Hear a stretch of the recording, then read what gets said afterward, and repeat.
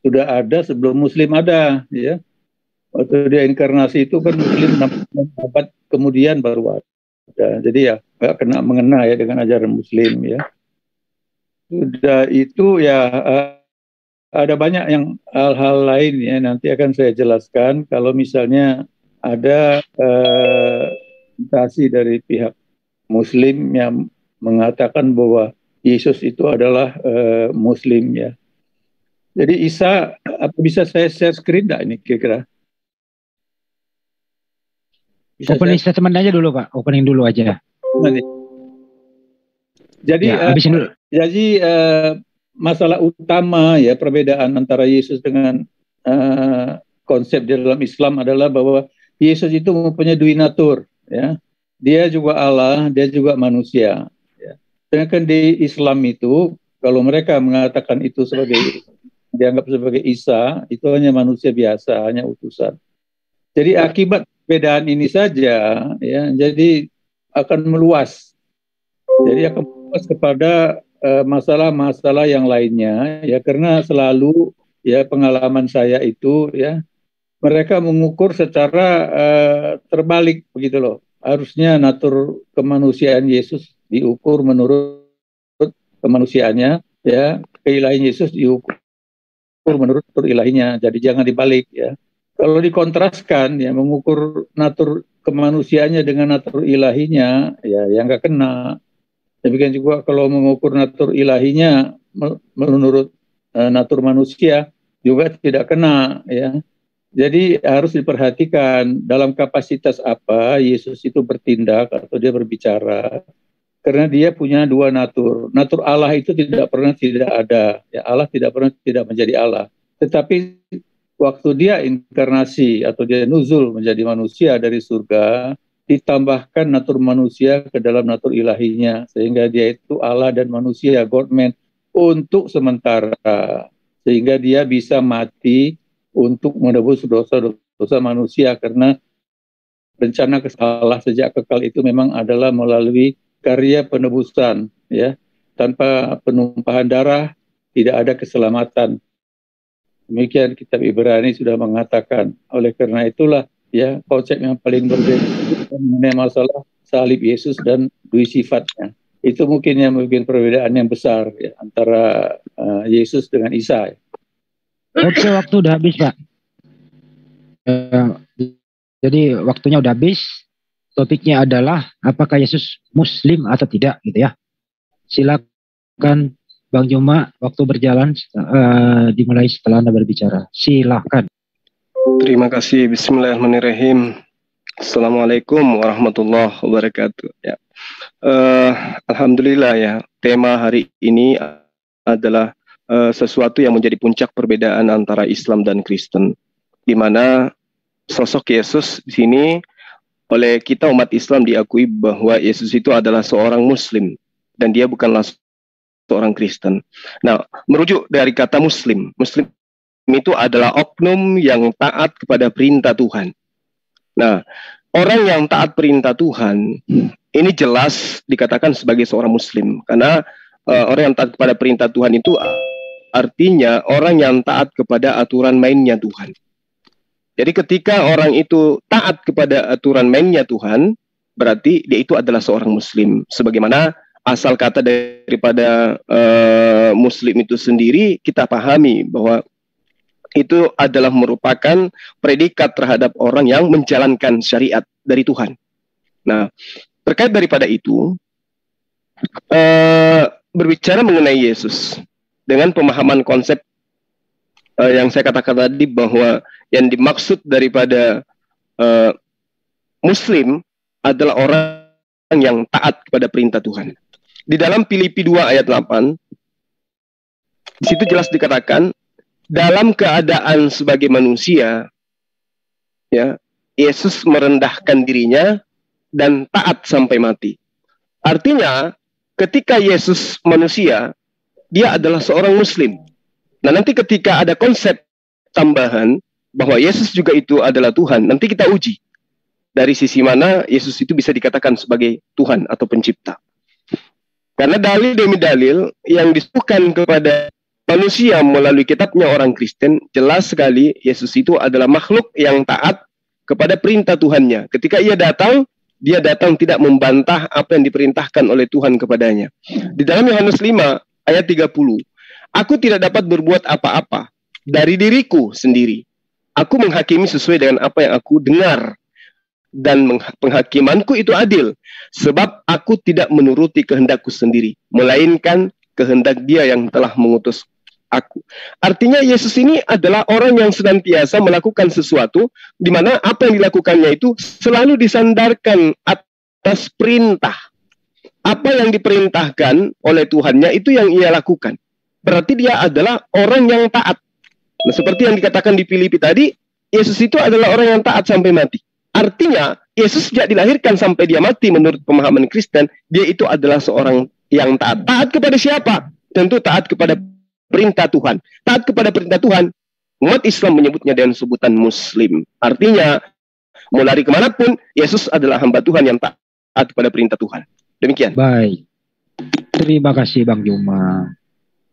Silakan 3 menit lagi. Seperti apa? Sebentar Pak. Oke. Silakan Pak Herman. Ya, jadi kalau soal ketaatan masalahnya, seluruh agama itu juga mengajarkan ketaatan. Ya.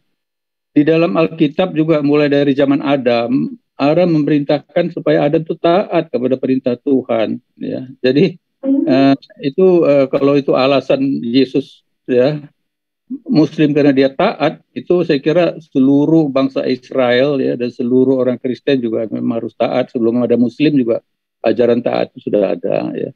Nah, sekarang Yesus itu tidak mungkin saya rasa menjadi Muslim ya. Pertama karena ya Isa itu berbeda dengan Yesus ya. Isa itu adalah ya kutipan dari Alkitab mengenai Yesus yang sudah dimodifikasi ya. Makanya saya bilang berbeda ya. Yesus itu mempunyai makna ya. Yesus berarti Allah menyelamatkan.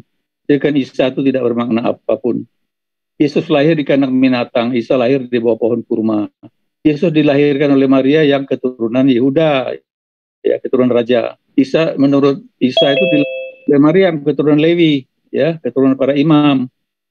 Yesus itu pencipta karena dia Tuhan. Ya. Isa adalah ciptaan. Yesus disalibkan, mati dan bangkit. Isa tidak disalibkan. Yesus adalah Tuhan, Allah dan Juru Selamat. Isa hanya manusia biasa, dianggap sebagai utusan doang. Yesus disembah oleh malaikat dan manusia dan orang percaya. Ya. Isa tidak disembah. Yesus bisa mengampuni dosa manusia karena dia Allah, dia Tuhan. Isa tidak bisa. Jadi sudah jelas ini kontras. Ya, kalau Isa yang dimaksud itu adalah Yesus yang di Alkitab, sudah jelas itu tidak ada kaitannya sama sekali antara Yesus dengan Isa di dalam hal-hal yang berbeda ini. Memang ada persamaan-persamaan, tapi dari perbedaan ini saja ya sudah jauh kemungkinan untuk bisa mengkaitkan Yesus pada Islam. Kalau hanya dikaitkan soal ketaatan, ya itu semua agama juga mengajar ketaatan, taat kepada ajaran masing-masing yang menjadi Tuhan mereka, ya, yang menjadi ultimate reality mereka. Ya, di dalam Alkitab juga soal ketaatan itu sudah ada sejak kitab Kejadian, sudah ada. Tapi manusia selalu tidak taat, ya. Jadi menurut saya agak sedikit sumir, ya. Kalau dengan alasan-alasan, ya Yesus itu dianggap Muslim hanya karena, ya. Jadi itu kira-kira yang bisa saya jelaskan mengenai perbedaan-perbedaan, ya, antara Yesus dengan Islam, dengan Isa, ya. Jadi masalahnya saya tidak tahu ini Isa ini dari nama mana saya tidak tahu. Kecuali kalau memang itu bukan dianggap sebagai Yesus. Karena ini kan pakai nama Yesus, tentunya dikaitkan dengan Isa. Ya, jadi itu berbeda menurut saya. Oke, waktu habis Pak. Terima kasih ya Pak Herman. Silakan ya. Bang Juma dipergunakan 3 menit dari sekarang. Ya, jadi saya sedang tidak menggiring teman ini Bang Herman untuk membahas Isa atau Yesus. Ya, itu hanya pemahaman terhadap iman Kristen dengan sosok yang bernama Yeshua HaMashiach. Ya, itu hanya pemahaman Kristen dan pemahaman Islam. Kita sedang membahas tentang Yesus yang ada di dalam Bible. yang ketika Anda mengatakan bahwa ketaatan dilakukan oleh Yesus, berarti sahabat saya ini sudah menjawab bahwa Yesus itu adalah seorang Muslim. Artinya, Yesus bukan seorang Kristen, tetapi dia adalah Muslim. Itu tema kita nih. Dan Anda sudah mengakui, kalau dikatakan bahwa seluruh nabi, Adam, Abraham, Ishak, Yakub, dan semuanya taat kepada perintah Tuhan, maka terjawab sudah kebenaran Al-Quran yang menerangkan bahwa seluruh nabi itu adalah Muslim. Seluruh orang-orang yang taat dan pengikut-pengikutnya yang taat kepada para nabi juga disebut sebagai Muslim. Jadi orang yang berserah diri, orang yang taat kepada perintah Tuhannya, itu adalah Muslim. Sementara poin yang kita bahas sekarang ini adalah Yesus sebagai oknum. Yesus yang dituhankan oleh Kristen, dan Yesus yang taat kepada perintah Tuhannya Yesus. Nah, ketika di dalam Filipi dikatakan Yesus taat sampai mati, taatnya kepada siapa? Kepada pemimpin Yahudi, kepada pemimpin Kekaisaran Romawi, atau kepada Allah yang telah mengutus dia? Ternyata Yesus itu adalah seorang yang taat kepada perintah Tuhannya. Yesus mengatakan banyak pekerjaan baik yang berasal dari Bapakku yang kuperlihatkan kepadamu. Artinya Yesus itu tidak melakukan apapun selain apa yang diperintahkan oleh Tuhannya untuk ia lakukan. Di dalam Yohanes 14 ayat 12 itu sangat terang bagaimana Yesus kemudian mengatakan dirinya untuk kedatangannya bukan atas kehendaknya sendiri, tetapi atas kehendak Bapa yang telah mengutus dia. Lantas kemudian ketika ia datang, dia tidak melaksanakan pekerjaan yang berasal dari dirinya, tapi pekerjaan yang diperintahkan oleh Tuhannya untuk ia lakukan. Bahkan untuk berkata-kata pun, Yesus tidak berkata dari dirinya sendiri. Apa yang diucapkan, apa yang disampaikan, semua atas perintah Tuhannya. Artinya, Yesus adalah sosok yang mencontohkan ketaatan kepada pencipta alam semesta. Poin ini harus dicatat dengan baik. Berarti orang yang taat kepada perintah Tuhan, orang yang berkata tidak berdasar kepada pribadinya tapi berdasar kepada perintah Tuhannya, itu adalah sosok Muslim, orang yang berserah diri kepada perintah Tuhan, orang yang berserah diri kepada apa yang diinstruksikan Tuhan kepadanya. Dengan kata lain, ya, Bang Herman maupun saya sudah mengakui Yesus itu adalah oknum yang taat kepada perintah Tuhan. Berarti dia adalah seorang Muslim. Sekian. Oke, terima kasih Bang Juma. Silakan Pak Herman. Jadi kalau ya dasar kemusliman Yesus itu hanya berdasarkan nomenklatur ya dari ketaatan, jadi harusnya Muhammad itu sebetulnya Kristen ya, karena kekristenan ataupun mungkin Yahudi ya lebih dahulu mengajarkan apa yang namanya ketaatan kepada Tuhan ya. Jadi sebetulnya Quran itu kan hanya meniru daripada Alkitab, karena Alkitab dulu ada. Jadi kalau memang Alkitab dari sejak sejak kitab Kejadian sudah mengajarkan itu ketaatan ya, berarti Muhammad itulah yang harus menjadi Kristen ya, karena Muhammad mengajarkan ketaatan. Tidak bisa dibalik ya, waktu kan tidak bisa dibalik ya, waktu dahulu nggak bisa dijadikan waktu yang akan datang nggak bisa dijadikan waktu yang dahulu ya. Sudah itu ada beberapa poin yang sangat berbeda ya antara ajaran Yesus dengan Muslim ya. Jadi pertama Yesus Tuhan ya, sedangkan Muslim itu tidak percaya Yesus Tuhan. Yesus itu mengajarkan Trinitas, sedangkan Islam tidak. Yesus berdoa kepada Allah Bapa di surga, sedangkan Islam sholat menghadap Ka'bah atau Hajar Aswad di bumi 5 waktu. Yesus mengajarkan keselamatan karena iman kepada karya keselamatan melalui salib. Sementara Islam berdasarkan amal perbuatan. Yesus tidak pernah mengajarkan ibadah haji. Yesus mengajarkan hukum kasih, tetapi Islam hukum rajam, kisas, cambuk. Ya. Yesus mengajarkan peperangan rohani melawan roh-roh jahat dan iblis, tetapi Islam mengajarkan peperangan bunuh-bunuhan di bumi. Ya. Pedang Yesus adalah pedang rohani, yaitu pedang firman yang tertulis. Ya. Tetapi pedang Islam adalah pedang perang bunuh-bunuhan. Ya. Yesus mengajarkan kepastian keselamatan. Dengan Islam keselamatan itu mudah-mudahan ya. Kitab suci Kristen juga berbeda dengan kitab suci Islam ya. Jadi ini semua sudah menunjukkan bahwa tidak ada dasar apapun. Kalau hanya semacam nomenklatur saja sebagai dasarnya, tentunya Muhammad itulah yang menjadi Kristen ya, bukan Yesus yang menjadi Muslim, terbalik jadinya waktu.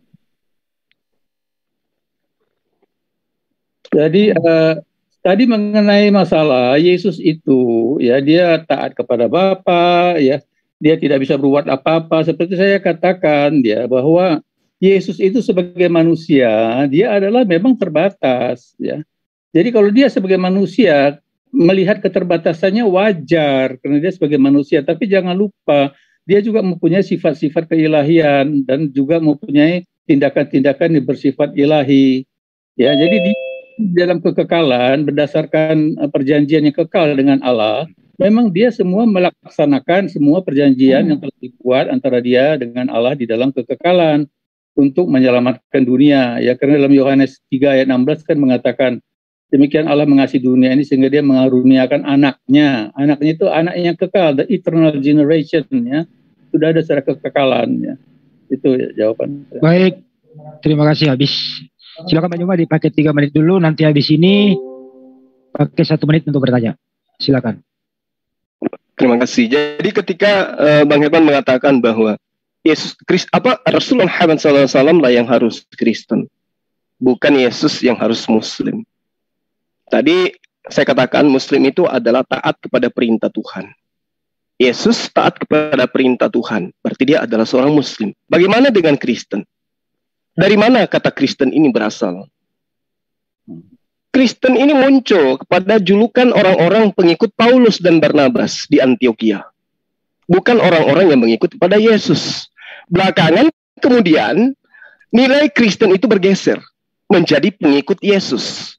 Meski pada prinsipnya fakta di lapangan yang mengaku sebagai pengikut Yesus hari ini itu bukan pengikut Yesus, tetapi pentuhan Yesus, penyembah Yesus.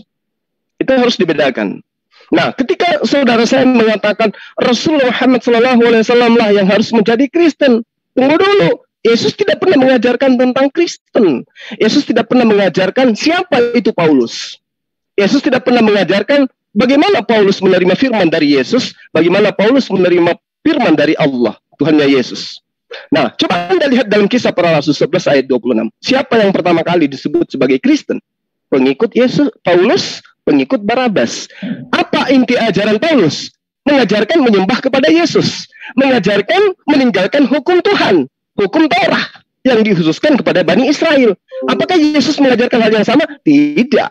Berarti pengikut orang yang mengajarkan menyembah kepada anak Maria yang adalah manusia menurut Anda, dan meninggalkan hukum Taurat yang adalah pegangan hidup keagamaan Yesus pada masa itu adalah orang yang bukan Muslim, tapi dia adalah Kristen. Makanya saya katakan, apakah Yesus itu Muslim atau Kristen? Hari ini, malam ini kita buktikan.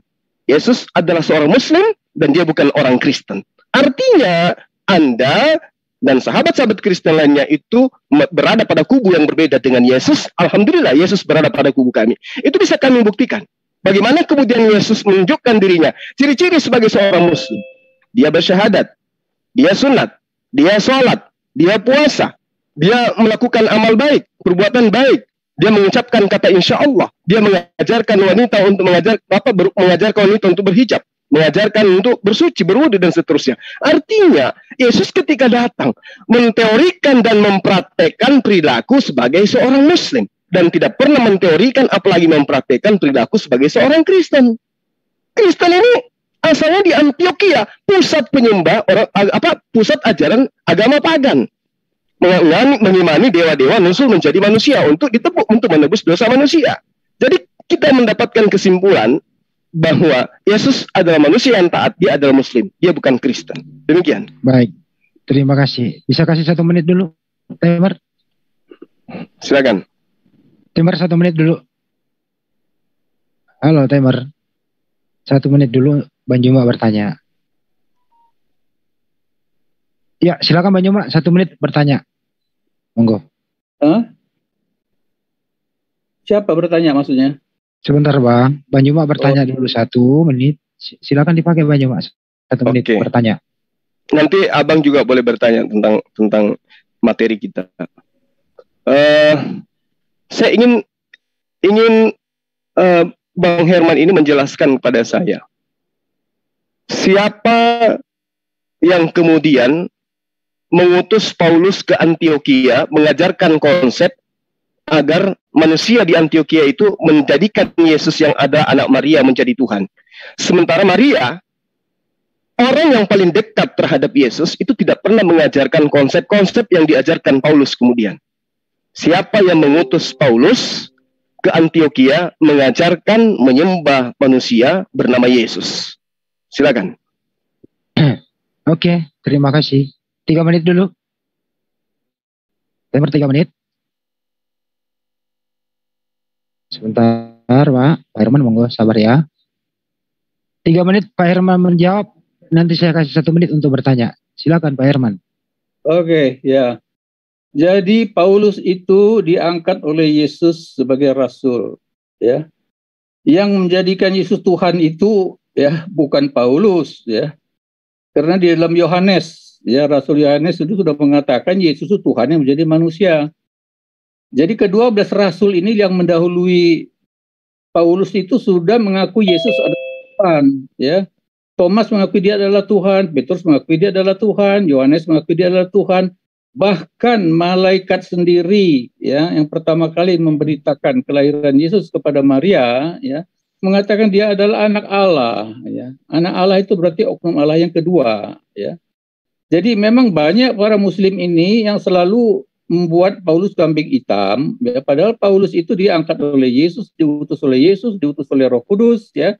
Dia bertemu dengan Yesus, ya. Jadi sama sekali salah mengatakan bahwa itu Paulus itu yang mengajarkan ketuhanan Yesus, ya. Jadi Yesus memang tidak membawa agama, ya, karena dia itu adalah dirinya firman itu sendiri. Dia membawa berita kabar baik, dia membawa Injil, ya. Jadi Injil, semua perkataan Yesus itu adalah wahyu. Oleh karena itu semua perkataan Yesus, semua sabda daripada Yesus itu dicatat oleh para rasul, ya. Itulah menjadi Alkitab, dan juga pencatatan ini dipimpin, ya, oleh Roh Kudus, ya, di dalam penulisan Alkitab, sehingga Alkitab itu sempurna, ya. Jadi sudah jelas, ya, Kristen itu artinya pengikut Kristus, bukan agama dalam tanda kutip, ya. Jadi itu yang harus bisa saya jelaskan, ya. Jadi mengenai Taurat, ya, Taurat itu bagi orang Kristen fungsinya adalah 3, ya. Taurat itu berlaku sampai dengan Nabi Yohanes Pembaptis. Taurat itu pertama fungsinya menunjukkan standar kebenaran Allah, ya. Siapa yang melanggar Taurat pasti berdosa, binasa. Ternyata satu orang pun tidak. Taurat itu membuat manusia itu berkaca dalam dirinya bagaimana dia dosanya. Ya, sudah terlalu banyak dia melanggar hukum Taurat. Tidak mungkin dia melakukan hukum Taurat. Oleh karena itu fungsi yang ketiga, manusia yang sudah putus asa, tidak tahu bagaimana dia menyelamatkan dirinya karena tidak bisa melakukan hukum Taurat, baru melihat itulah Yesus keselamatan. Jadi keselamatan itu hanya ada di dalam Yesus Sang Mesias, ya. Maria juga mengaku, ya Allahku juru selamatku. Sedangkan Petrus sudah mengatakan Yesus adalah juru selamat. Jadi tidak langsung Maria juga mengakui Yesus adalah Tuhan dan sebagai juru selamatnya, ya.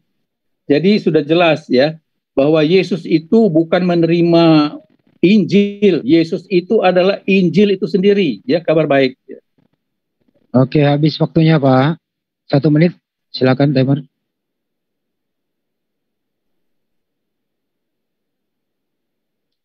Satu menit, tunggu sebentar. Sebentar Pak, tunggu dulu. Kelihatan 1 menitnya belum? Oke, silakan bertanya Pak Herman. Tadi saya mengatakan ada 10 macam, ya, perbedaan-perbedaan ajaran dari Yesus dengan ajaran Muslim. Saya minta dibantah saja itu satu persatu, ya, diargumentasikan perbedaan-perbedaan tadi yang saya sudah kasih itu, ya, mengenai perbedaan-perbedaan ajaran dan prakteknya antara Yesus dengan Islam, itu aja. Cuma itu aja Pak? Ya ada 10 tadi itu kan. Kalau dicatat ya saya tidak tahu. Kalau mau diulang nanti saya baca lagi satu persatu, ya. Saya kasih waktu 1 menit kepada Bapak. Coba kasih satu contoh aja biar Banyu bisa jawab. Satu aja, Pak. Kan Islam itu tidak, Yesus itu mengajarkan Trinitas. Islam tidak. Yesus berdoa kepada Allah Bapa. Yesus tidak, ya, banyak sekali. Jadi bedanya besar. Baik. Muslim. Oke, Banyu mudah-mudahan nangkep, ya. Yesus mengajarkan Trinitas, Islam tidak. Yesus menyembah kepada Allah Bapa, Muslim tidak. Silakan 3 menit diulang. 3 menit dulu di reset. 3 menit. Oke, silakan Bang Juma. Monggo.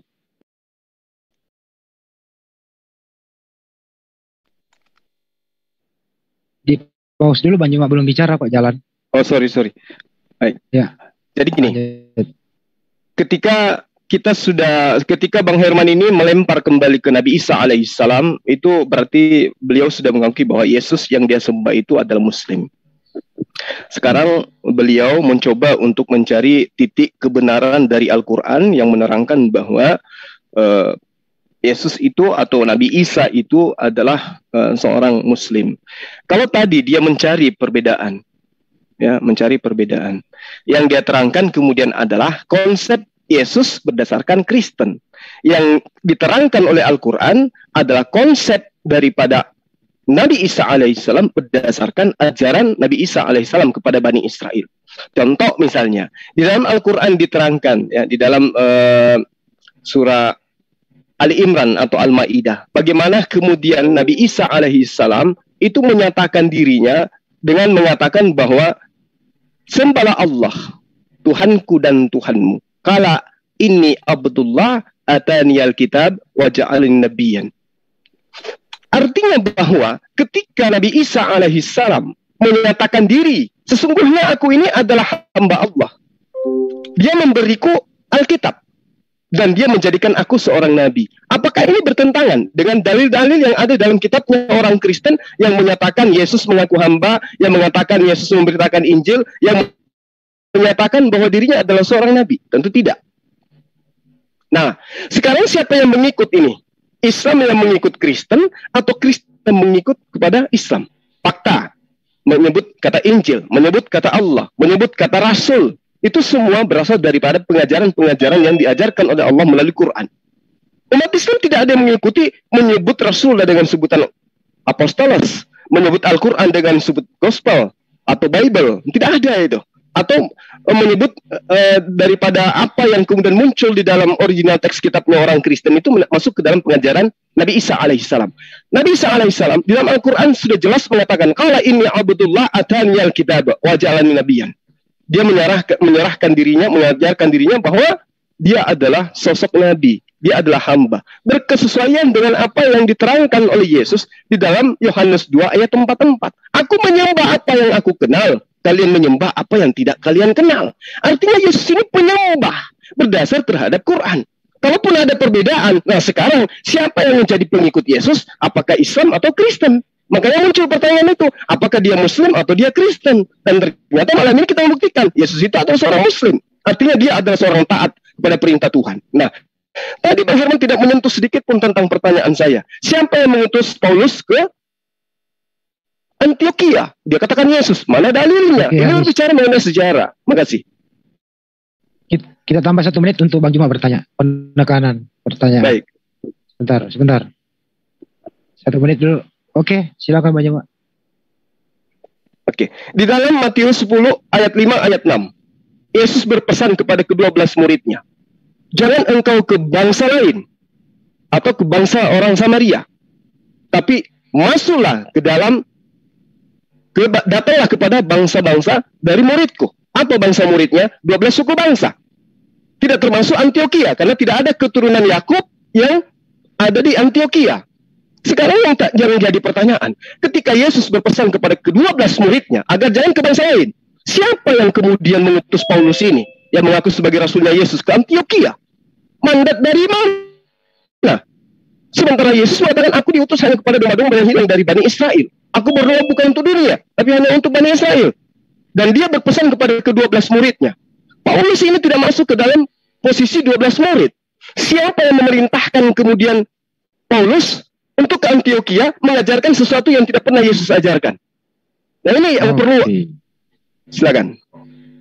Baik, siapa yang menyuruh Paulus ke Antioquia? 3 menit dulu disiapkan. 3 menit, silakan. Mudah-mudahan dijawab, Pak Herman. Ya, saya tidak menjawab itu karena itu udah di luar topik. Kita kan topiknya Yesus, sebenarnya ke Paulus. Tapi oke lah kalau mau ditanya lagi ya. Paulus itu ya sudah diakui oleh semua para rasul yang lain. Ya. Jadi dia diutus oleh Yakobus sebagai kepala gereja yang ada di Yerusalem. Ya. Jadi para rasul yang menyuruhnya ke sana itu satu. Kedua, yang menyuruhnya terutama Yesus karena amanat agung Tuhan Yesus mengatakan ya pergilah ke seluruh dunia. Ya, baptiskanlah bangsa-bangsa atas nama Bapa, Anak, dan Roh Kudus. Itulah amanat agung dari Tuhan Yesus. Dan itu berlaku bagi semua rasul dan bagi semua orang Kristen ya, karena ya Kristen itu Yesus itu adalah untuk seluruh bangsa ya. Memang mula-mula dia akan memberitakan Injil itu kepada bangsa Israel ya, karena memang dia bagaimanapun kan harus memilih salah satu bangsa ya untuk Mesias bisa datang. Tapi karena bangsa Israel juga itu menolak Injil, maka Injil itu dikabarkan kepada bangsa lain dan khusus Paulus disuruh oleh Yesus ya, diutus oleh Yesus ya untuk datang kepada bangsa-bangsa lain sesuai dengan amanat agung Tuhan Yesus ya untuk memberitakan kabar baik kepada seluruh bangsa. Nanti kalau seluruh bangsa sudah genap semua sesuai dengan rencana keselamatan Allah, baru sisa-sisa bangsa Israel yang selamat. Tapi sekarang adalah zaman penginjilan kepada bangsa-bangsa. Ya, jadi Rasul Paulus itu memang diutus oleh para rasul yang lain, gereja di Yerusalem ya, untuk memberitakan Injil dan juga dia mentaati perintah daripada Yesus ya, amanat agung untuk mengatakan. Tapi jangan terlalu menekankan rasul. Kalau mau rasul Paulus kan berdebat ya dengan Paulus ya. Jadi kita ini sekarang mengabdikan kepada Yesus. Nah, tadi dikatakan bahwa banyak ajaran yang sama antara Alkitab dengan Islam, antara Kristen dengan Islam. Kalau banyak ajaran yang sama, berarti yang lebih dulu, yang lebih belakang lah yang meniru yang lebih dulu, ya. Sedangkan istilah-istilah juga yang Anda katakan itu, orang Kristen Arab juga sebelum 6 abad sebelum Islam ada sudah pakai istilah Allah, Rasul, apa segala bahasa Arab. Orang Kristen itu sudah banyak orang Arab, ya. Jadi bukan Islam yang memonopoli semua. Jadi kalau banyak ajaran yang sama, yang pertama itu memang Al-Quran itu banyak mengambil dari Alkitab. Yang kedua, tentu yang belakangan meniru yang lebih dahulu, jangan dibalik. Makanya Muhammad itu menurut saya ya kalau hanya berdasarkan ketaatan doang, dia bisa disebut sebagai Kristen ya. Kalau hanya nomenklatur ketaatan doang gitu loh.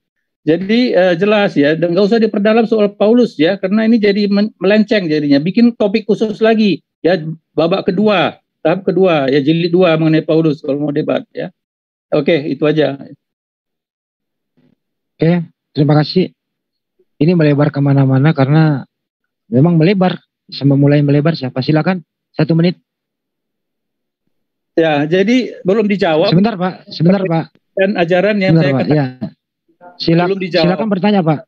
Silakan bertanya Pak. Ya, pertanyaan saya 10 pertanyaan saya perbedaan itu tolong ditanggapin, ya.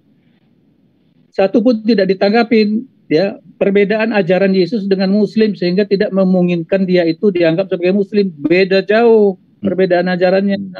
Tapi itu belum ditanggapi, malah larinya ke Paulus terus ya. Jadi ini sudah menyimpang ini. Bikin lain kali jilid 2 Paulus kalau masih debat. Dulu kan kita sudah debat soal Paulus. Itu aja pertanyaan saya. Oke, baik. Terima kasih. Mudah-mudahan Banyuma mengerti pertanyaannya nih. Perbedaan ajaran Yesus.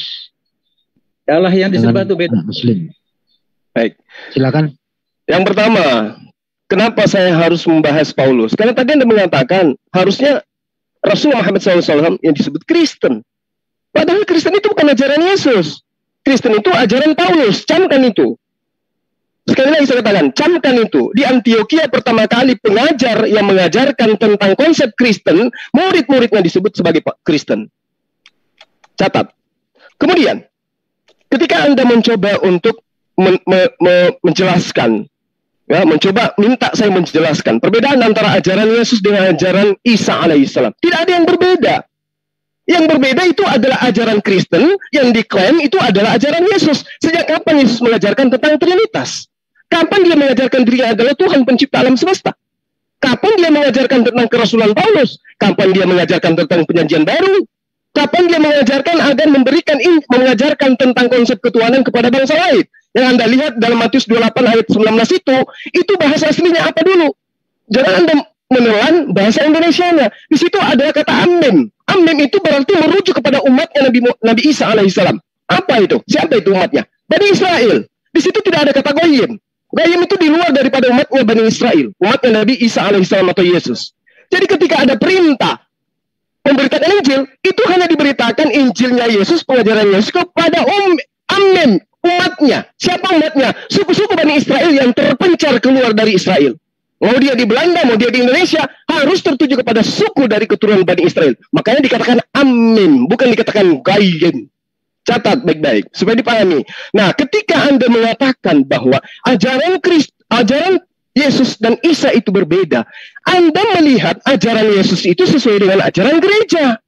Yesus mengajarkan tidak pernah menyembah selain kepada Allah. Di dalam Al-Quran, qala inni abdullah atani al-kitab, di situ diterangkan di dalam Yohanes 17 ayat 3, menyembahnya kepada Allah. Hidup kekal apa menurut Yesus? Hidup kekal itu mengenal Allah satu-satunya Allah yang benar. Siapa yang Allah yang menurut Yesus itu? Yang telah mengutus Yesus. Yang mana? Yang dilahirkan Maria? Bukan. Allah yang benar bukan yang dilahirkan Maria. Allah yang benar adalah Allah yang telah mengutus Gabriel untuk datang kepada Maria, mengatakan kepada Maria bahwa dia akan melahirkan sosok manusia bernama Yesus dan dia adalah seorang nabi yang dikhususkan kepada Bani Israel. Itu Allah yang benar yang harus disembah menurut Yesus. Dan Yesus mengatakan hidup kekal itu mengenal aku sebagai utusan Allah. Apa yang salah di situ ketika Nabi Isa alaihissalam mengajarkan dirinya sebagai Rasul Allah? Wa iskalallah ya Isa bin Maryam a'anta qulta linnas, sembahlah aku dan juga ibuku selain daripada Allah. Apa yang dikatakan oleh Isa alaihissalam? Apa yang dikatakan? Aku tidak akan mengatakan selain apa yang engkau perintahkan kepada aku. Oke, terlalu singkat waktunya. Baik, makasih. Iya, kalau bisa nanti ditambah 1 menit bertanya. Silakan Pak Jemaat. Baik. Jadi ketika sahabat saya ini sudah mengatakan bahwa jangan membahas tentang Paulus, itu artinya ada sinyal ketakutan di situ. Karena memang yang mengajarkan tentang Kristen, Trinitas, bunuh manusia, tebus dosa dan seterusnya, itu hanya ajaran Paulus dan diimani oleh Kristen hari ini. Nah, sekarang mengenai Yesus Kristus yang Anda katakan berbeda dengan Isa alaihissalam, saya ingin tanya kepada Bapak, kepada abang saya nih, siapa Paulus ini menurut Yesus yang mengajarkan konsep yang kemudian berbeda dengan konsep Isa alaihissalam dalam Al-Quran? Di dalam Al-Quran dikatakan in kuntu qultuh faqad alimta ta'lamu ma fi nafsi wa la a'lamu ma fi nafsi innaka anta alimul ghuyub. Itu ajaran Nabi Isa alaihissalam yang diajarkan juga kepada Bani Israel. Sekarang Paulus mengajarkan tentang Kristenan. Siapa Paulus ini menurut Yesus? Ingat, menurut Yesus, bukan menurut Lukas, bukan menurut Paulus. Silakan. Oke. Siapa Paulus menurut Yesus? 3 menit dulu. Mudah-mudahan Pak Herman bisa menjawab. 3 menit dulu. Sebentar Pak Herman. Silakan Pak Herman. Membahas Paulus atau membahas Yesus ya? Tadi ini membahas Yesus, Bang. Siapa Paulus menurut Yesus? Berarti Yesus yang kita sedang bahas. Oke, silakan. Paulus adalah rasul yang diangkat oleh Yesus, ya. Paulus adalah utusan daripada Yesus untuk memberitakan Injil kepada bangsa-bangsa lain. Ya, saya sudah jelaskan dari tadi. Interupsi moderator, saya mungkin butuh data untuk itu. Kalau cuma ngomong, saya masih mengulang lagi nanti menyita waktu. Mending dia jelaskan, lantas diikutkan dengan dalil di mana Yesus mengutus Paulus. Ya. Oh, oke, sebentar. Timernya, saya cari bahannya. Dimatikan dulu timernya. Iya. Stop dulu timernya, kembalikan aja ke 3 menit. Gak apa-apa, pakai aja Pak 3 menit. Kalau sudah Paulus, saya tidak silakan. Silakan Pak, cari data Pak. Ya, karena ini 3 menit dikembalikan di luar itu. Silakan. Ya, sebentar. Silakan Pak. Cari. Ya, jangan stop dulu Pak. Ya, karena ini sudah ke Paulus. Ke Paulus ya oke, saya nggak masalah. Tapi saya tidak siap. Ini bukan ke Paulus, jadi jangan dijalankan timernya. Ini bukan Paulus, ini mengenai ajaran Yesus. Ajaran Yesus tentang Yakobus, tentang Yohanes, tentang Matius. Bagaimana kemudian Yesus memanggil orang yang bernama Lewi. Ada kan ayatnya? Nah, sekarang bagaimana ajaran Yesus tentang Paulus? Apakah dia pernah bertemu? Yesus mengajarkan kepada muridnya, inilah Paulus. Ini adalah seorang murid dari Gamaliel yang tadinya mengajarkan Torah, mengajarkan sunat, mengajarkan melanggengkan hukum Taurat. Begitu bertemu dengan saya, dia katakan dengan matinya saya nanti kelak Taurat itu tidak lagi berguna. Silakan. Saya jawab dulu ya. Pertama, kalau bisa. Pertama, saya mengoreksi perkataan Anda karena Anda sudah memanipulasi perkataan Gabriel. Gabriel tidak pernah mengatakan Yesus itu nabi, ya, tetapi anak Allah ini. Saya baca ini Lukas 1 ayat 35. Jawab malaikat itu kepadanya, Roh Kudus akan turun atasmu dan kuasa Allah yang Maha Tinggi akan menaungi engkau. So, anak itu yang akan kau lahirkan disebut kudus, anak Allah. Tidak ada istilahnya Gabriel mengatakan Yesus itu nabi. Ya, tolong jangan dimanipulasi Alkitab. Kedua, tadi Anda mengkontraskan antara Isa dengan Yesus. Jadi kalau memang ya Anda berpendapat Isa itu memang bukan Yesus, Yesus bukan Isa, jadi topik ini tidak valid untuk dibahas. Itu satu, ya. Kedua, saya mau bahas soal Paulus, ya. Ya. Kisah para Rasul 22 ayat 21. Tetapi kata Tuhan kepadaku, pergilah, so aku akan mengutus engkau jauh dari sini kepada bangsa-bangsa lain, ya. Kisah para Rasul 9 ayat 15. Tetapi firman Tuhan kepadanya, pergilah, sebab orang ini adalah alat pilihan bagiku untuk memberitakan namaku kepada bangsa-bangsa lain. Kisah 13 ayat 47. Sebab inilah yang diperintahkan kepada kami, aku telah menentukan engkau menjadi terang bagi bangsa-bangsa yang tidak mengenal Allah. Ya. Kisah 26 ayat 15 sampai 16. Tetapi aku menjawab, siapa engkau Tuhan? Kata Tuhan waktu dia bertemu dengan Tuhan, akulah Yesus yang kau aniaya itu. Tetapi sekarang bangunlah, berdirilah. Aku akan menampakkan diri kepadamu untuk menetapkan engkau menjadi pelayan dan tentang segala sesuatu yang telah kau lihat daripadaku. Ya, jadi Yesus sudah mengangkat dia, ya, menjadi saksi bagi Yesus. Jadi Yesus sendiri yang melantik dia. Banyak ayat yang lain lagi ya kalau mengenai Paulus ya. Tapi saya kembali tadi mengenai Yesus ya. Makanya tadi kalau memang itu berbeda antara Yesus dengan Isa, ajaran Isa itu tidak bisa dipakai untuk Yesus, ajaran Yesus tidak dipakai untuk Isa. Kenapa? Tuhan disembah berbeda, cara menyembah juga berbeda, jalan keselamatan juga berbeda, keselamatan kepastian juga berbeda, ya. Jadi semua ajaran berbeda. Itu memang topiknya tidak valid mengatakan Yesus itu apakah Kristen atau Muslim, itu tidak valid sama sekali karena itu adalah pribadi yang berbeda, ya. Jadi sampai sekarang tetap aja belum dijawab pertanyaan saya ya mengenai perbedaan ajaran ya. Beda, Tuhannya beda, berdoanya beda, keselamatannya beda, ya. Penebusannya beda, ya, kepastian keselamatannya beda, ya. Sudah itu banyak perbedaan yang lain. Yesus dengan Isa juga tadi sudah beda, ada tujuh macam perbedaan ya. Jadi coba dipikirkan lagi apakah valid ini topik ya. Bahwa Yesus itu bisa dianggap Muslim itu tidak. Kalau Isa dianggap sebagai Muslim ya terserah. Saya tidak membahas soal Isa karena saya tidak terlalu kenal Isa itu ya. Tapi kalau Yesus saya mengatakan itu sama sekali berbeda semua ajarannya dengan apa yang ada di. Jadi mengatakan bahwa dia itu adalah Muslim. Habis Pak, ya. habis. Oke. Ya. Bisa pakai 1 menit Pak untuk bertanya. Sebentar Pak ya. Ya pertanyaan saya tadi belum dijawab ya. Itu. Perbedaan itu jadi, Tuhannya beda, kenapa masih dianggap dia sama dengan Muslim? Ya, kalau itu memang berbeda, kenapa masih dianggap Yesus itu Muslim? Kalau ajarannya berbeda, ya Tuhannya juga beda, ya berdoanya juga beda, ya ritualnya juga beda, ya. Kenapa? Alasannya kenapa? Kalau memang ajarannya beda, kenapa dia dianggap itu? Kalau hanya semacam nomenklatur saja, karena hanya ketaatan saja. Berarti Muhammad itu yang harus ke Kristen, ya, karena ketaatan itu sudah ada sejak zaman Kejadian itu sudah ada keharusan untuk taat, ya. Tuhan sudah mengatakan kepada Adam kau harus ini ikut perintah, harus taat, ya itu sudah. Semua agama juga mengajarkan kalau hanya nomenklatur ketaatan doang, terbalik harusnya. Kalau ada kesamaan ajaran antara Islam dengan Kristen, ya Islamnya yang harus meniru Kristen, bukan dibalik, ya. Kalau ada istilah-istilah yang dipakai di Kristen, istilah Arab, itu orang Arab Kristen duluan sudah pakai sebelum 6 abad Islam eksis, ya. Tolong diperhatikan mengenai waktu, ya. Mengenai Oke, waktu stop Pak. Stop Pak. Anda sepertinya nggak bertanya, Anda nerangkan gitu. Silakan. Tadi sudah Pak. Habis waktunya Pak. Ya oke. 3 menit. Bang Joma silakan. Jadi saya jawab ya. Antara ajaran Isa dengan ajaran Yesus, ajaran Isa dan ajaran Yesus itu sama ajarannya, Yang membedakan adalah ajaran Kristen yang membawa nama Yesus dengan ajaran Isa alaihissalam. Ma qultu lahum illa ma amartani bi ani ubudullah rabbi wa rabbakum. Ya, aku tidak mengatakan apapun kepada Bani Israel selain aku mengajarkan kepada mereka sembahlah Allah, Tuhanku dan Tuhanmu. Sekarang coba Anda jujur. Apakah Yesus mengajarkan menyembah kepada Allah?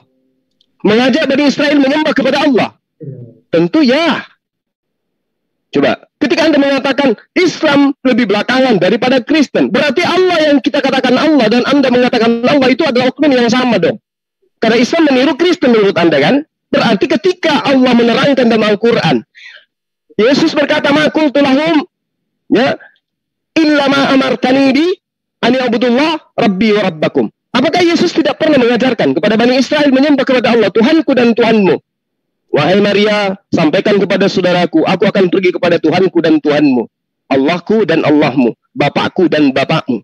Itu ada dalam pengajaran Anda. Yang menjadi masalah sekarang Anda mengatakan berbeda, karena yang mengajarkan Anda urusan gereja bukan Yesus. Seperti Anda, saya tanya, mana ajaran Yesus tentang Paulus? Yang Anda kemukakan siapa? Ajaran Lukas. Siapa Lukas menurut Yesus? Tidak kenal. Lukas itu orang tidak dikenal oleh Yesus. Lukas itu asistennya Paulus yang menceritakan kemudian tentang bosnya supaya bosnya menjadi rasul. Dia mengatakan rebah ke tanah, mendengarkan siapakah engkau Tuhan. Itu ajaran siapa tuh? Ajaran Paulus. Diprakarsai oleh Paulus, dituliskan oleh Lukas asistennya. Yang saya minta ajaran Yesus. Anda tidak bisa menunjukkan siapa Paulus menurut Yesus. Yesus tidak pernah berkata apa-apa tentang Paulus. Ada perkataan di dalam kitabnya Kristen di mana Yesus dengarai berkata. Tapi siapa yang menuliskan? Siapa yang mengatakan? Lukas. Siapa Lukas? Asistennya Paulus. Ya sama doang. Nah, ketika Anda mengatakan tadi bahwa Islam itu belakangan datang, Anda salah. Rujukan Anda adalah kitab yang baru dibuat tahun kemarin. Sementara Islam itu ada di abad ke-6. Coba. Kristen punya kitab yang Anda pegang sekarang, kitab yang dibikin setelah Indonesia merdeka. Siapa yang niru sekarang? Sementara orang Inggris tidak pernah menyebut Allah, tidak pernah menyebut Rasul, tidak pernah menyebut Alkitab dan seterusnya. Berarti Kristen Indonesia yang meniru-niru Al-Qurannya Indonesia, Islam, agama apa kitabnya umat Islam. Itu yang perlu Anda paham. Lalu kemudian pertanyaan saya, Anda tidak sentuh. Jadi ketika Anda mengatakan Isa dan Yesus berbeda, itu menurut Anda, karena Anda Kristen, Anda pengikut Paulus. Tapi Yesus dan Isa ajarannya sama. Ani abudullah rabbi wa rabbakum. Oke, habis. Bagaimana kalau saya usul kita kasih 30 menit TikTok tapi bersahabat? Setuju nggak? Ya, tergantung dari abang saya, Bang Herman. Jangan biarin aja. Gimana Pak Herman? Pasti potong memotong. Saya kasih. Ya. Enggak dipotong, Pak. Enggak dipotong kok, supaya enggak terlalu luas begitu. Harus dikasih tahu dulu, oke, baru boleh ditanggapi ya. Iya, oke, baru tanggapi. Oke. Ngomong langsung dipotong, jangan. Enggak. Kita kan saya bilang Bang, bersahabat. Ya, 30 menit dulu. Baru. Bentar, di restart 30 menit. 30 menit. Ya. Iya, silakan. Berdua Bang Juma dulu bertanya, baru Bang Herman, terus kemudian dan selanjutnya. Dengan clue-nya adalah oke. Silakan. Enggak, berdua. Jalan standby. Pertanyaan ini, saya dulu dong. Saya kan harus menjawab pertanyaan tadi. Ya, silakan Pak.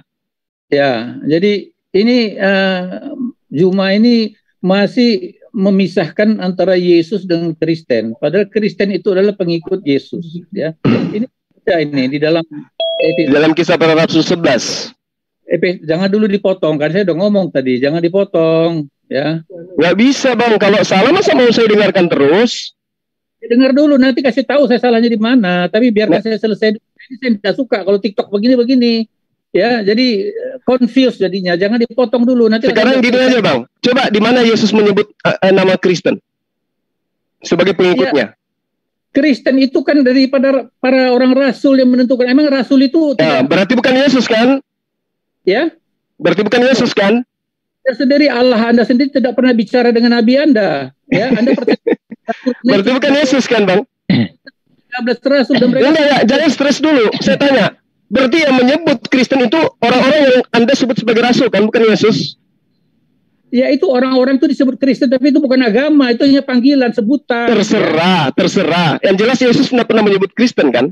Loh, saya jelaskan dulu apa itu kekristenan. Saya jelaskan. Ya, dulu. silakan. Jangan dipotong. Kalau dipotong saya berhenti nih. Malas saya bicara kalau dipotong-potong kayak begini. Ya, mau terima tidak, nanti ditangkapin. Jangan dipotong lagi, saya belum selesai. Ya udah. Ya silakan. Salahnya di mana? Tanggapin nanti. Ya, saya kan jadi emosi jadinya kalau dipotong. Jangan emosi bang. Sip. Iya, saya tidak bisa konsentrasi menjawab kalau dipotong begini. Saya lupa Sabar Pak. Oke, silakan. Saya jelaskan dulu selesai, ya. Ya, oke. Efesus 2 ayat 19.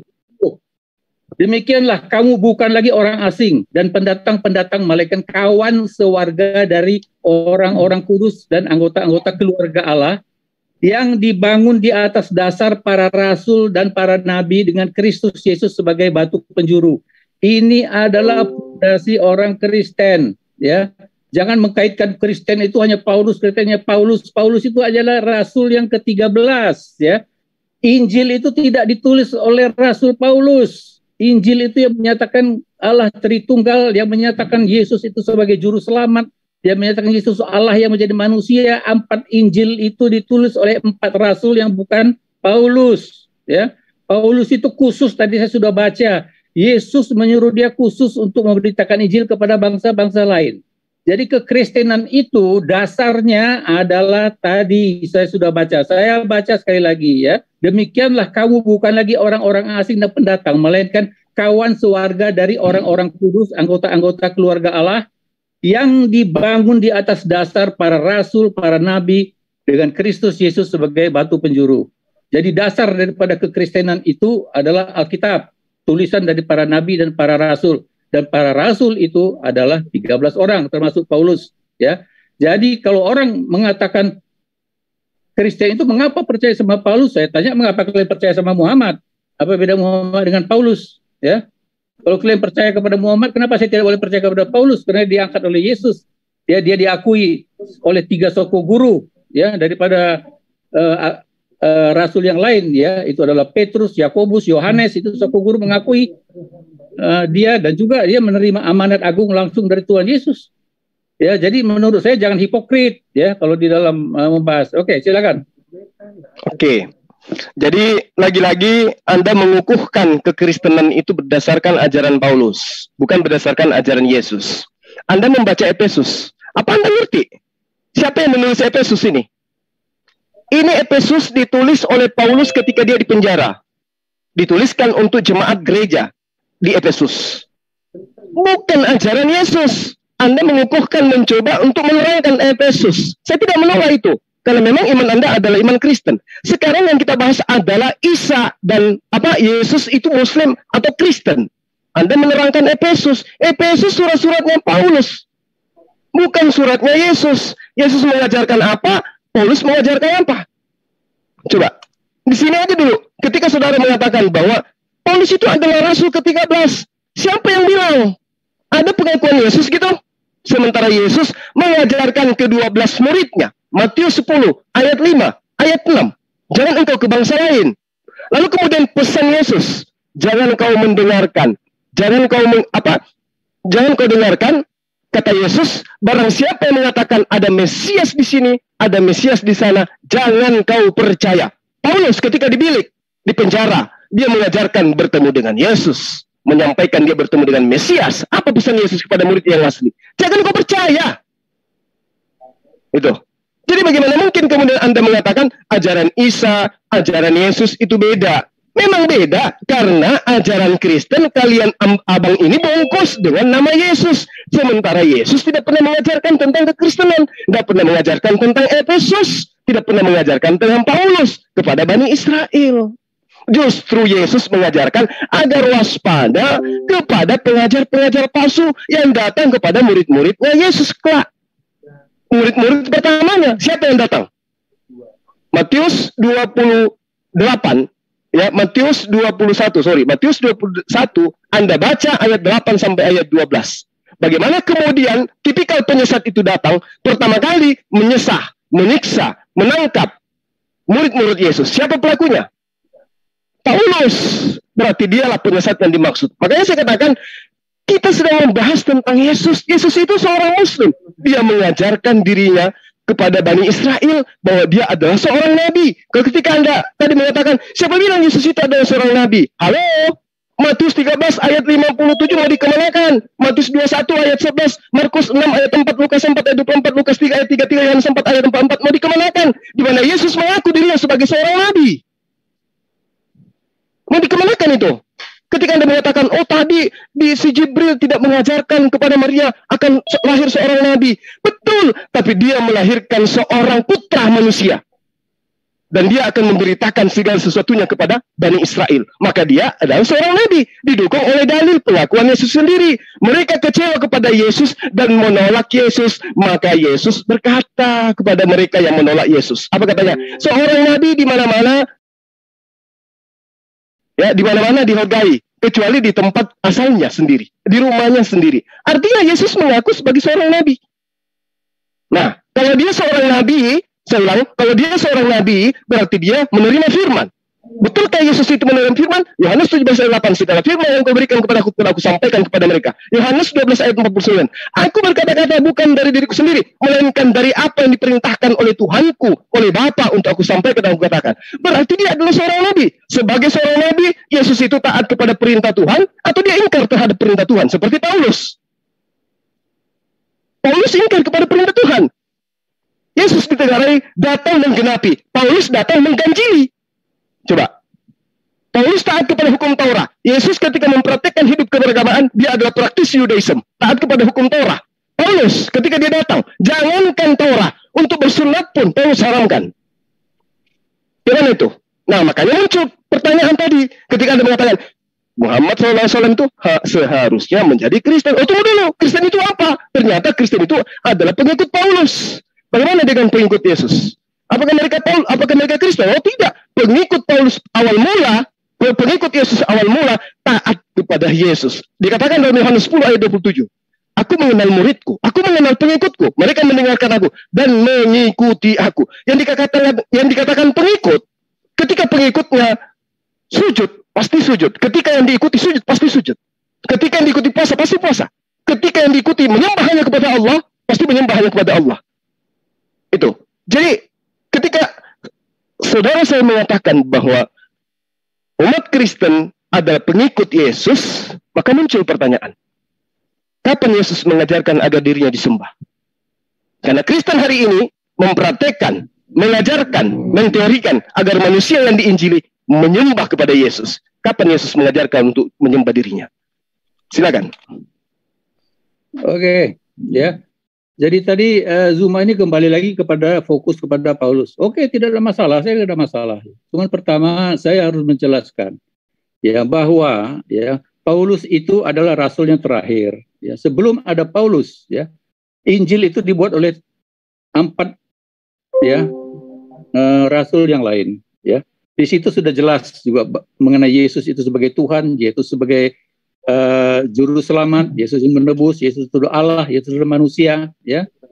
Jadi Paulus itu saya sudah kasih tahu tadi, sudah kasih ayat-ayatnya bahwa dia bertemu dengan Yesus dan dia disuruh oleh Yesus, berarti dia adalah rasul yang diakui sendiri oleh Yesus, ya. Jadi kalau ditanya tadi apa pendapat Yesus mengenai Paulus, ya Paulus adalah yang diangkat oleh Yesus untuk memberitakan Injil kepada bangsa-bangsa yang lain.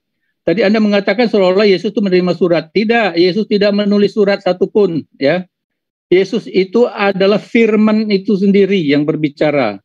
Apa yang keluar dari mulut Yesus adalah sabda Allah. Dan itulah yang ditulis oleh para rasul, dipimpin, diiluminasikan dan dipimpin oleh Roh Kudus di dalam menulis kitab Injil. Ya, Yesus itu dia disembah baik oleh malaikat, ya disembah baik oleh para rasul dan juga disembah baik pada orang Kristen. Ya, Allah itu tidak perlu harus minta-minta harus disembah.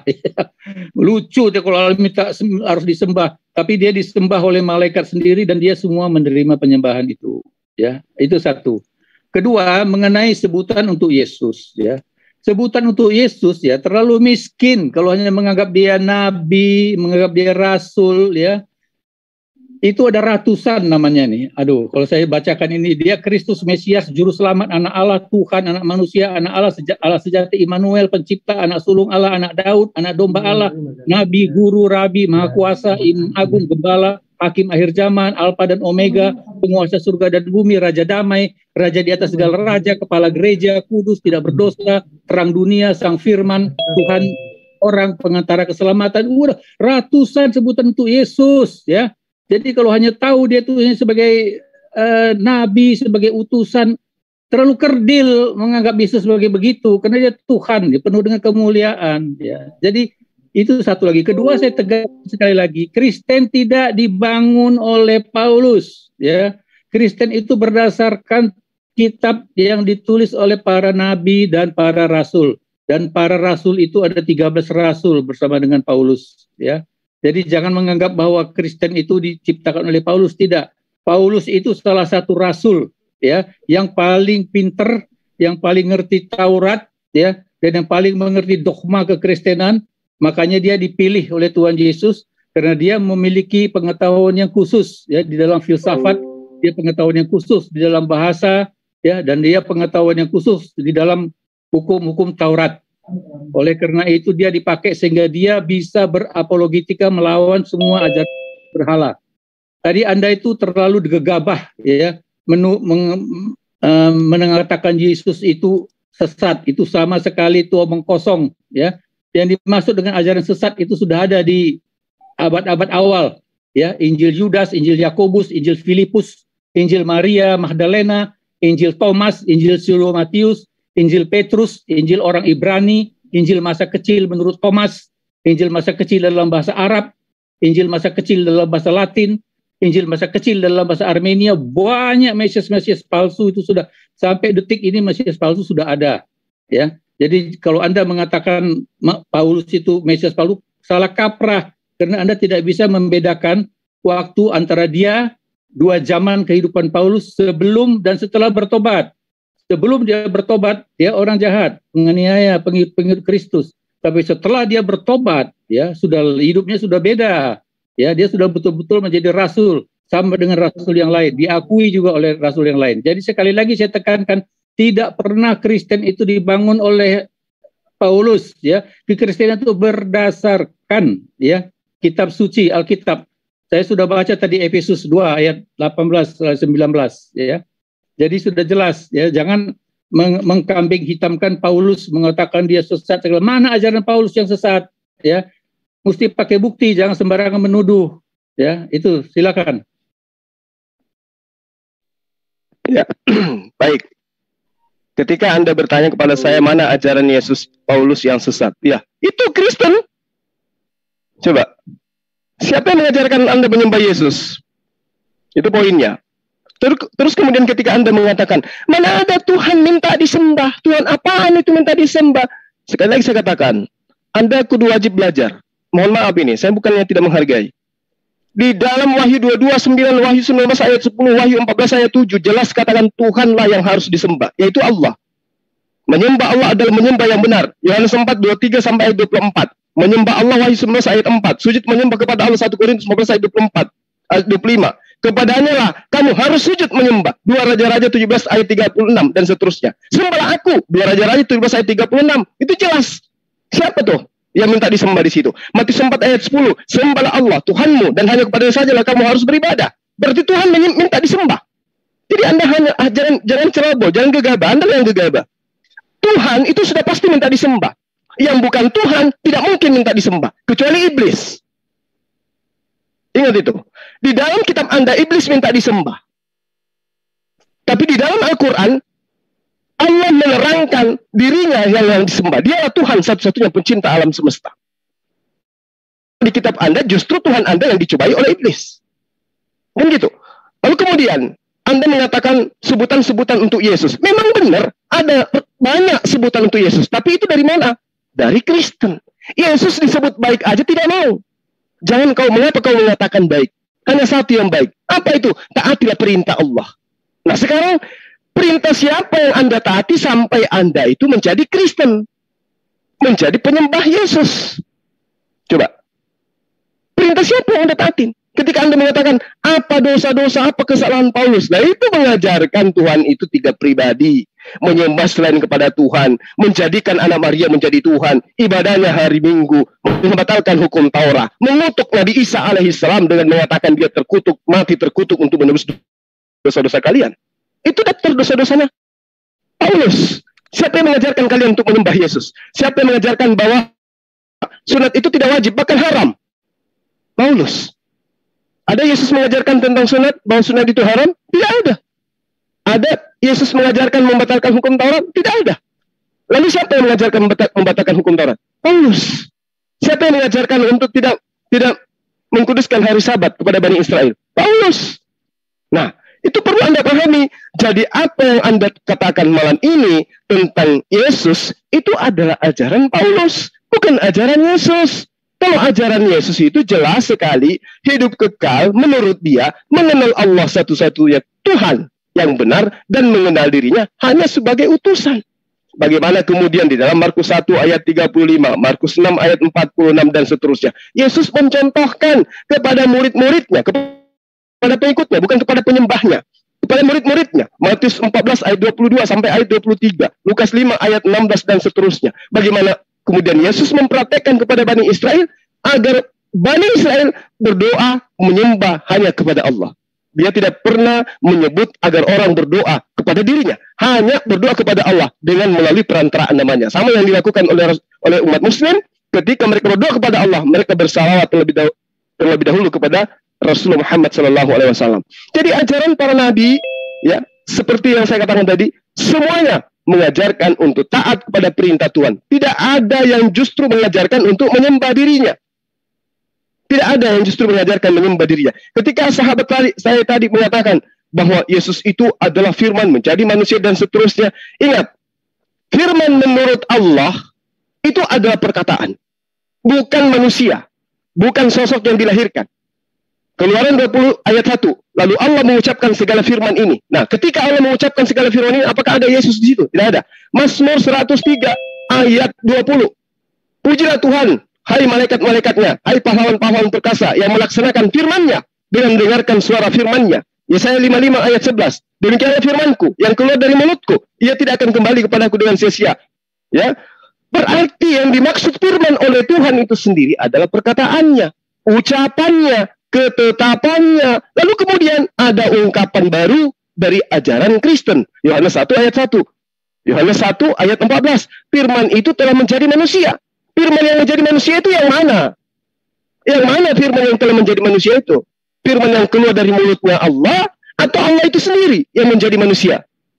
Nah, kalau firman yang keluar dari mulutnya Allah, maka alam semesta ini semuanya berasal dari firman-Nya Allah. Apa yang tercipta itu berasal dari firman Allah. Yesus tercipta berasal dari firman Allah. Tapi kalau dikatakan firman-Nya itu sendiri yang nuzul menjadi manusia, lalu firman apa lagi yang terima oleh Yesus? Yohanes 17 ayat 8. Nah, ini perlu Anda sikapi dengan baik.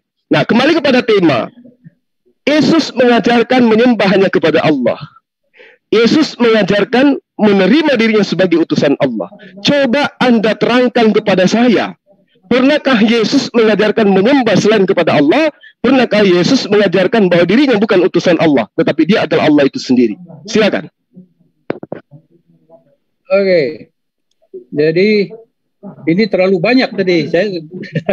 Oke, saya seingat saya saja ya. Yang terakhir aja dulu ya. Memang hanya Allah yang patut disembah. Tapi Anda mengatakan, mana Yesus mengatakan dia disembah? Tetapi Alkitab, kitab suci mengatakan, semua malaikat Allah menyembah dia. Ibrani 1 ayat 6. Orang Majus timur menyembah dia. Matius 2 ayat 11. Orang yang sakit kusta menyembah dia. Kepala rumah ibadat menyembah dia. Perempuan menyembah dia.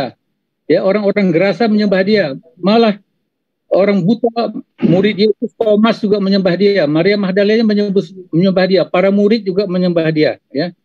Jadi karena Yesus adalah Allah, dia disembah oleh para rasul, dan para rasul itu adalah juru bicara Allah, otoritas.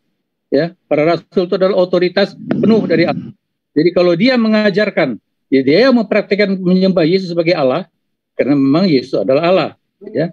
Di Yohanes 1 ayat 1, ya tadi sudah katakan, pada permulanya adalah firman. Firman itu bersama-sama dengan Allah, berarti itu dua oknum pribadi yang berbeda. Ya.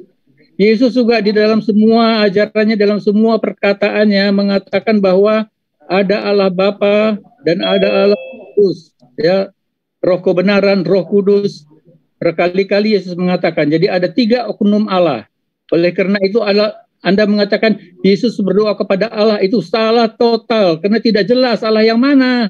Ya, Yesus kalau berdoa doa Bapa kami itu berarti kepada Allah Bapa. Ya, Yesus berdoa sebagai manusia, dia berdoa kepada Allah Bapa, memberikan contoh kepada manusia bahwa berdoa itu kepada Allah Bapa di dalam nama Yesus Kristus dan berdoa di dalam roh dan kebenaran, ya. Itu satu. Kedua tadi kalau tidak salah Anda mengetahui firman itu hanya satu macam doang, pengertian Anda itu salah total, ya. Saya sudah buktikan tadi dalam Yohanes 1 ayat 1 dan 2. Pada mulanya adalah firman. Firman itu adalah Allah. Semua dijadikan oleh dia. Dan firman itu, sang firman itu menjadi manusia. Itu oknum yang berbeda, pribadi yang berbeda. Karena orang Kristen itu percaya Allah Tritunggal. Dan pengajaran Allah Tritunggal adalah ada di dalam seluruh Bible. Mulai dari kitab Kejadian. Sampai dengan kitab Wahyu. Ya, Yesus mengatakan, akulah Alfa dan Omega, akulah yang maha kuasa. Itu pasti Allah. Itu pengakuan dari Yesus sendiri bahwa dia Allah. Selain daripada Yohanes 13 ayat 13 dan juga kesaksian daripada para rasul bahwa dia memang Allah. Jadi firman itu harus diperhatikan, harus dipahami sebagai pertama adalah oknum yang kedua daripada Allah Tritunggal, sang firman, pribadi yang berbeda sesuai dengan pengakuan daripada Athanasius, yaitu yang pertama mengajarkan Tritunggal, Bapak Gereja kita Athanasius. Tiga pribadi yang berbeda di dalam Allah, esensi Allah yang esa. Ya, jadi itu pemahaman daripada Kristen. Yang kedua, firman itu adalah sabda yang keluar dari mulut Allah. Kalau Allah berbicara, Allah berfirman, itu namanya firman, itu sabda. Yang ketiga, firman itu dipahami sebagai sabda Tuhan yang sudah ditulis. Itulah yang dikerjakan oleh para nabi dan para rasul, ya, sebagai saksi daripada Allah. Dan mereka itu adalah juru bicaranya Allah. Ya, jadi semua rasul itu mendapat otoritas dari Allah, mendapat urapan dari Allah. Malah Rasul Paulus sendiri langsung diurapi oleh Yesus. Karena dia bertemu, malah dia lebih hebat lagi. Dia bertemu Yesus setelah kebangkitan Yesus lagi. Ya, setelah Yesus sudah menunjukkan kuasa kealahannya. Dia sudah sebagai Allah dia bertemu dengan Yesus. Sedangkan para nabi yang lain dia masih mempunyai tubuh manusia bertemu dengan yang lain. Tetapi dengan Paulus dia sudah sebagai Allah, kembali kepada kemuliaannya sebagai Allah setelah dia bangkit. Ya. Jadi kata siapa, Pak? Ya. Jadi, kata siapa? Apa kata siapa? Tadi kan sudah baca ayatnya. Dia bertemu Yesus menyuruh dia untuk memberitakan kepada kata siapa? Loh, itu di dalam kitab suci. Anda percaya Quran? Saya tanya, Anda percaya sama Quran enggak? Iya, di dalam kitab suci Anda itu kata siapa? Kan ada yang berkata di situ. Tadi saya sudah baca itu dalam kitab para rasul. Nah, itu tulisan siapa? Itu perkataan siapa? Ya, itu kesaksian dari para rasul yang dipimpin oleh... Oke, kesaksian orang-orang yang kemudian Anda pinjam istilah rasul untuk mereka. Baik. Ada lagi yang Bapak ingin sampaikan? Sudah. Oke. Anda mengatakan Kristen Allah Tritunggal diimani. Yesus mengajarkan itu, Allah Tritunggal. Iya. Coba di mana ya dalilnya Yesus mengajarkan Allah Tritunggal? Baptiskanlah mereka dalam nama Bapa Allah. Oh, itu disuruh baptis, Pak. Bukan disuruh menyembah tiga Tritunggal. Anda salah di situ.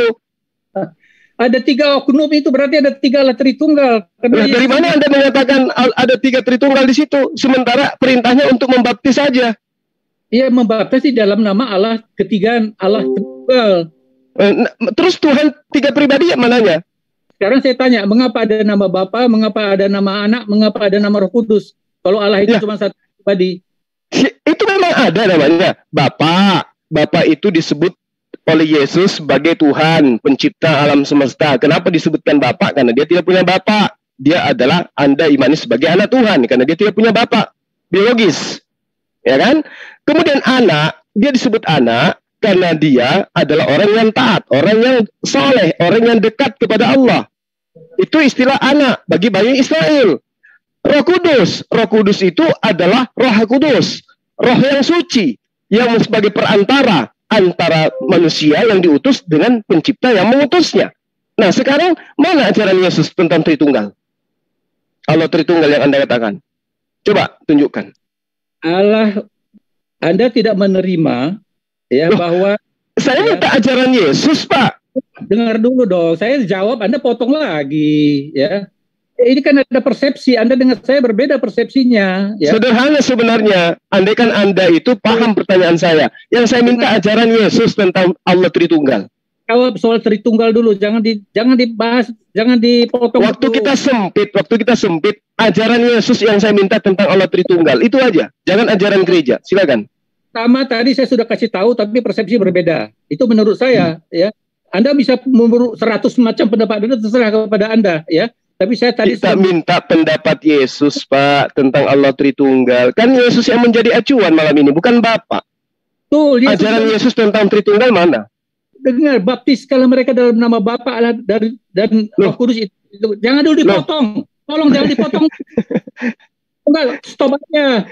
Nah, itu Anda tidak intelektual berdiskusi, ya.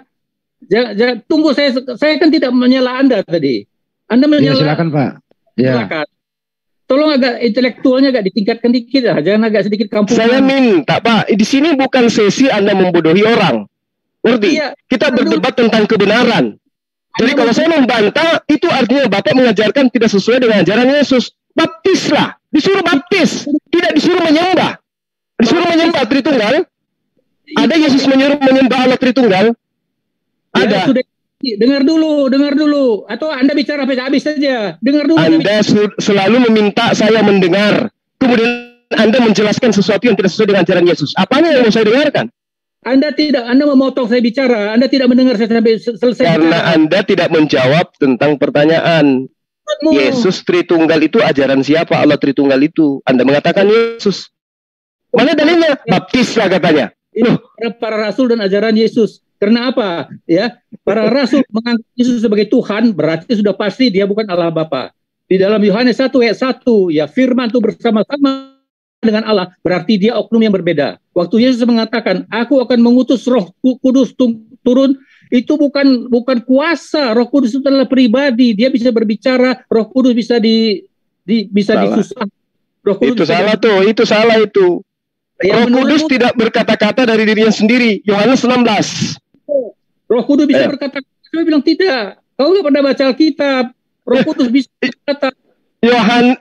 Yohanes menerangkan bahwa Roh Kudus tidak berkata-kata dari dirinya sendiri. Apa yang dia katakan adalah apa yang didengar dari Tuhannya. Gimana tuh?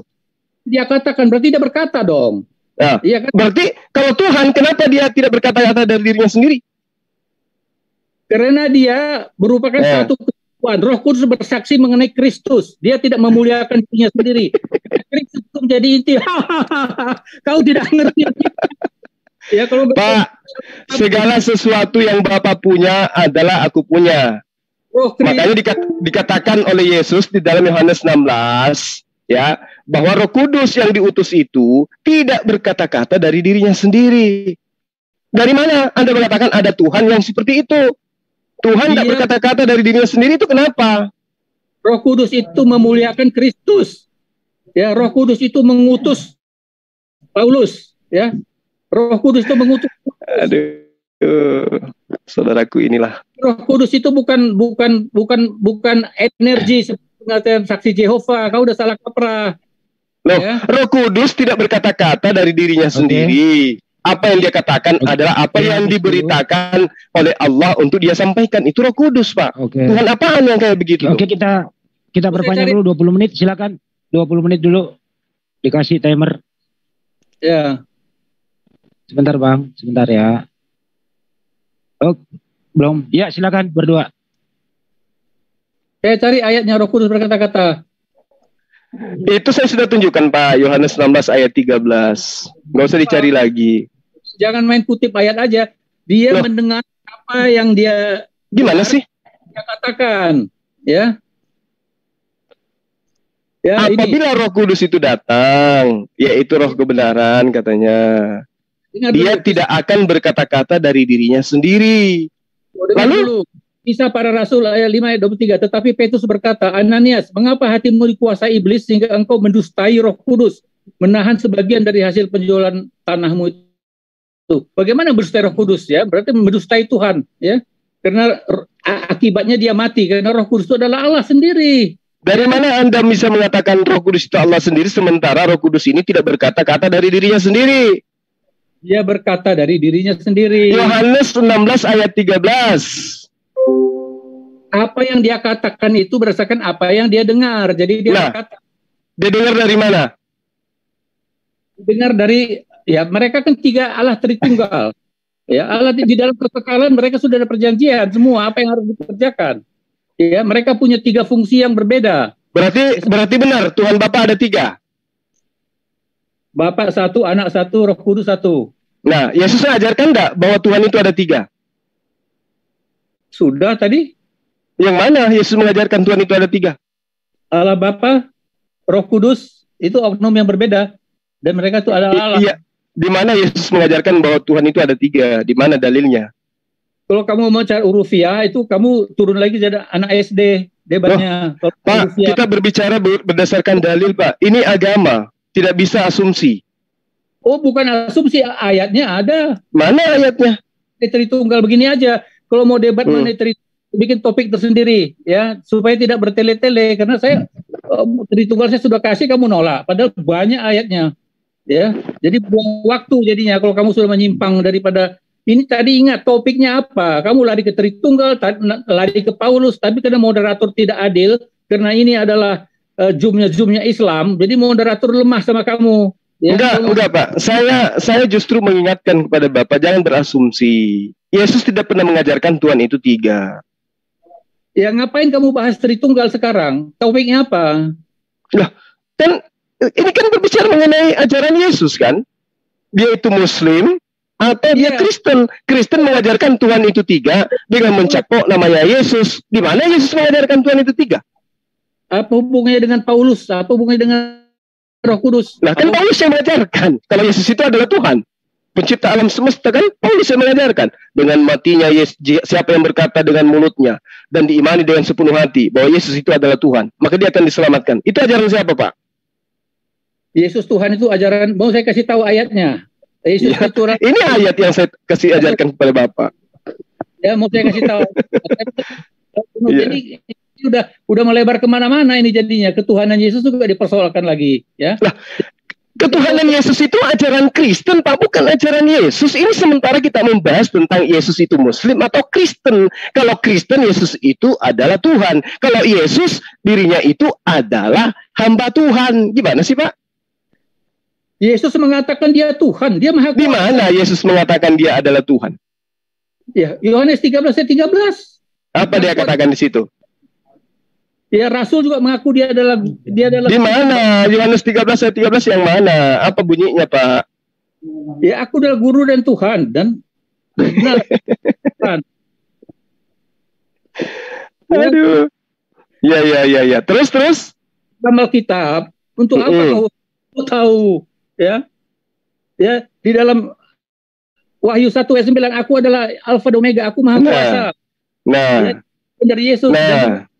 Sekarang begini, saya bantu saudara saya untuk memahami. Apa yang terlontar dari mulut Yesus itu perkataannya sendiri atau perkataan yang diperintahkan oleh Tuhan yang itu ia katakan? Jujur. Dari dia sendiri. Mana dalilnya? Ya. Mana dalilnya bahwa perkataannya adalah perkataan yang berasal dari dirinya sendiri? Gugur Bapak malam ini. Mana ada? Karena dia tentang firman, perkataan dia itu adalah wahyu, itu yang ditulis oleh para rasul. Bagaimana kalau ada dalilnya bahwa Yesus tidak berbicara dari dirinya sendiri? Yang mana yang harus saya percaya, Bapak atau Yesus? Saya sudah katakan jelas ya. Di dalam kekekalan, ya. Itu kekekalan apa maksudnya ini? Ajaran siapa lagi nih yang Bapak ingin suguhkan ke saya? Kau tidak mengerti dogma di dalam kekekalan. Nah, kita berbicara mengenai Yesus, Pak. Anda mengatakan Yesus berkata dari dirinya sendiri. Yesus mengatakan tidak berkata-kata dari dirinya sendiri. Yohanes 12 ayat 49. Makanya dari tadi saya katakan Isa dan Yesus ajarannya sama. Yang berbeda itu Kristen. Kristen yang mencaplok nama Yesus membuat ajaran Yesus dan Isa itu berbeda. Sekarang Anda mengatakan Yesus berkata dari dirinya sendiri. Mana dalilnya? Saya mengatakan Yesus berkata bukan dari dirinya sendiri. Dalilnya Yohanes 12 ayat 49. Anggap dia manusia. Ya, kalau anggap dia Tuhan, semua perkataan itu adalah firman. Kalau Anda anggap dia manusia, memang dia menerima firman. Siapa yang ngajarin Anda menganggap Yesus sebagai Tuhan? Adalah firman. Semua perkataan itu adalah firman, tercatat sebagai firman. Ya, di dalam kekekalan dia diutus oleh Sang Bapa. Ya, apa tugas dia yang diutus oleh Sang Bapa itu yang dia dengar di dalam kekekalan sebagai Allah dengan Allah Bapa. Makanya dia disebut sebagai utusan karena memang berarti ada Tuhan junior. Ya, jadi berarti ada Tuhan junior. Waktu dia berkata-kata itu adalah dari mulut dia sendiri. Ya. Dari mana? Mana dalilnya, Pak? Karena dia itu adalah firman. Iya, itu doktrin. Yang saya minta dalil. Utamakan dalil daripada doktrin. Yohanes 1 ayat 1, dia itu firman. Mana nama Yesus di situ disebutkan? Pada mulanya adalah firman. Firman itu bersama-sama dengan Allah. Firman itu adalah Allah itu sendiri. Terus Yesusnya di mana? Oleh karena dia firman itu, makanya semua perkataan dia adalah wahyu Allah, sabda Allah. Karena dia Tuhan. Gimana sih? Kamu selalu menganggap jadi yang berkata di dalam Yohanes 12 ayat 49 bahwa dia tidak berkata-kata dari dirinya sendiri, itu siapa yang mengatakan itu? Karena dia diutus oleh Allah Bapa. Nah, sekarang Bapa mengatakan semua yang keluar dari mulutnya itu adalah firman, adalah sabda. Yang berkata di dalam Yohanes 12 ayat 49 tidak bisa berkata-kata dari mulutnya sendiri itu siapa? Kalau Allah bersabda itu firman atau tidak? Kalau Allah berkata itu firman atau tidak? Kalau Allah yang berkata jelas firman. Nah sekarang yang berkata di dalam Yohanes 12 ayat 49 bahwa dia tidak bisa berkata-kata dari dirinya sendiri, ini siapa? Yesus itu adalah Allah. Berarti Allah tidak bisa berkata-kata dari dirinya sendiri? Iya dong, karena dia adalah Allah. Perkataannya itu adalah firman. Di dalam Yohanes 12 ayat 49, Yesus mengaku tidak berkata-kata dari dirinya sendiri. Karena dia diutus oleh Sang Bapa. Berarti pada saat itu Yesus bukan firman. Dia firman dari kekal, di dalam kekekalan itu dia diutus, oleh karena itu dia melaksanakan apa yang dikatakan oleh Allah Bapa kepada dia. Apa utusan dari Allah Bapa itu kepada dia, apa yang harus dia kerjakan itu dia dengar dari kata. Tapi di dalam dunia, perkataan dia itu semua adalah firman. Nah, kalau semua yang ada di dunia ini perkataan Yesus adalah firman, berarti benar. Yesus tidak bisa berkata-kata dari dirinya sendiri. Benar kan? Tidak. Loh, dalilnya ada, Pak. Dan itu katanya ucapan Yesus loh. Gimana sih Bapak ini? Kamu tadi sudah mengatakan semua perkataan Allah itu adalah firman. Betul. Betul. Betul. Perkataan dia itu adalah bisa disebut sebagai firman. Nah, sekarang pertanyaan saya, Yohanes 12 ayat 49, itu perkataan siapa? Itu adalah apa yang menjadi fungsi dia, utusan dia dari Allah Bapa di dalam kekekalan. Itu ucapan siapa di situ, Pak? Yang tidak bisa berkata-kata dari dirinya sendiri. Allah, Yesus berkata tidak didikte oleh Allah Bapa, itu kesalahan total. Ya, kalau Anda menganggap apa semua dikatakan itu didikte oleh Bapa, itu kesalahan total. Ya. Berarti Yesus bohong dong mengatakan aku berkata-kata bukan dari diriku sendiri.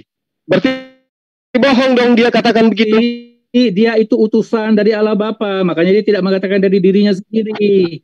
Ya. Nah, berarti dirinya bukan Allah itu sendiri kan? Dia adalah Allah, oknum Allah yang kedua. Gimana ceritanya dia adalah Allah sementara dia sudah menunjuk kepada dirinya, aku tidak berkata-kata dari diriku sendiri.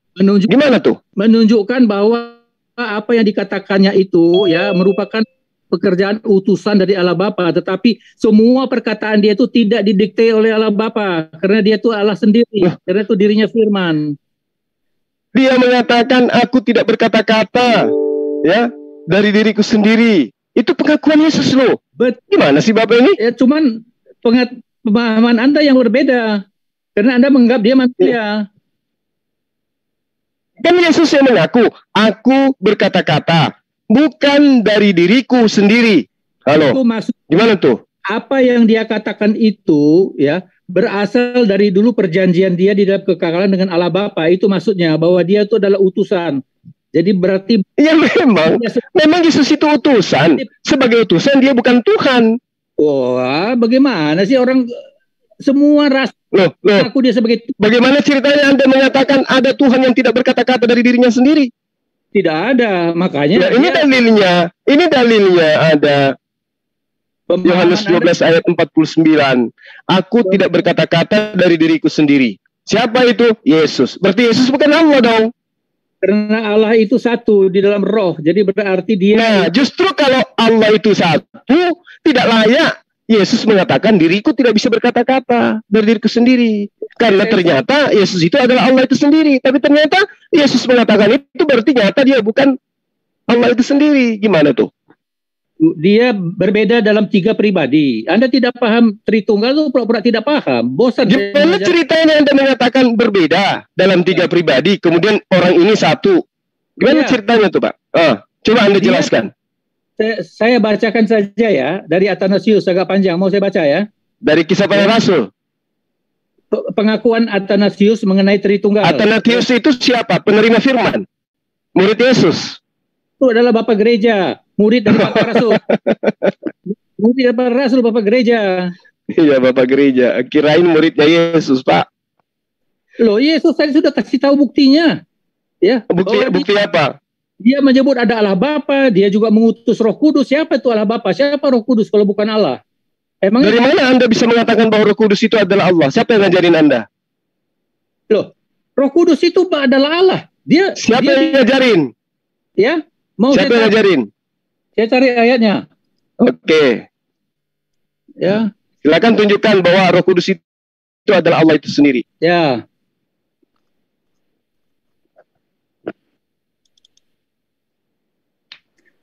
Pertama saya cari dulu Roh Kudus adalah Allah berpribadi. Ya, Yohanes 14 ayat 26. Tetapi penghibur yaitu Roh Kudus yang akan diutus oleh Bapa dalam namaku, dialah yang akan mengajarkan segala sesuatu.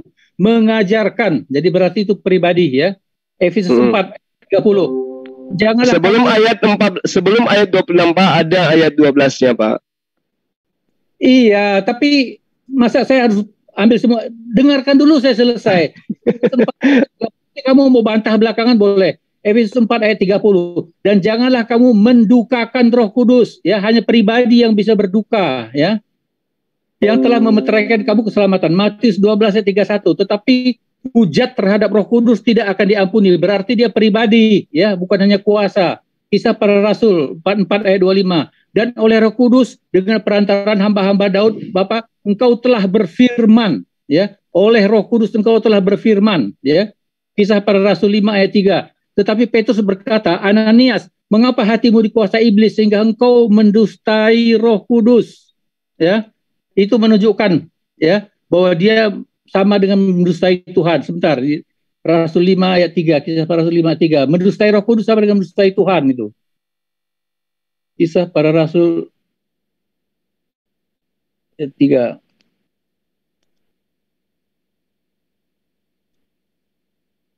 Ayat 3.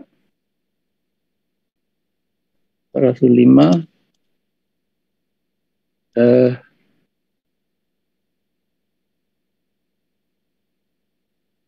ya, ini saya baca ya.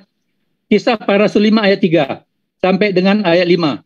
Tetapi Petrus berkata, Ananias, mengapa hatimu dikuasai iblis sehingga engkau mendustai Roh Kudus dan menahan sebagian dari hasil penjualan tanah itu? Selama tanah itu tidak dijual, bukankah itu tetap kepunyaanmu? Dan tidak dijual, bukankah hasilnya itu tetap dalam kuasamu? Mengapa engkau mendustai rencana perbuatanmu dalam hatimu? Engkau bukan mendustai manusia, tetapi mendustai Allah. Jelas ya, bahwa Roh Kudus itu adalah Allah. Mendustai Roh Kudus sama dengan mendustai Allah.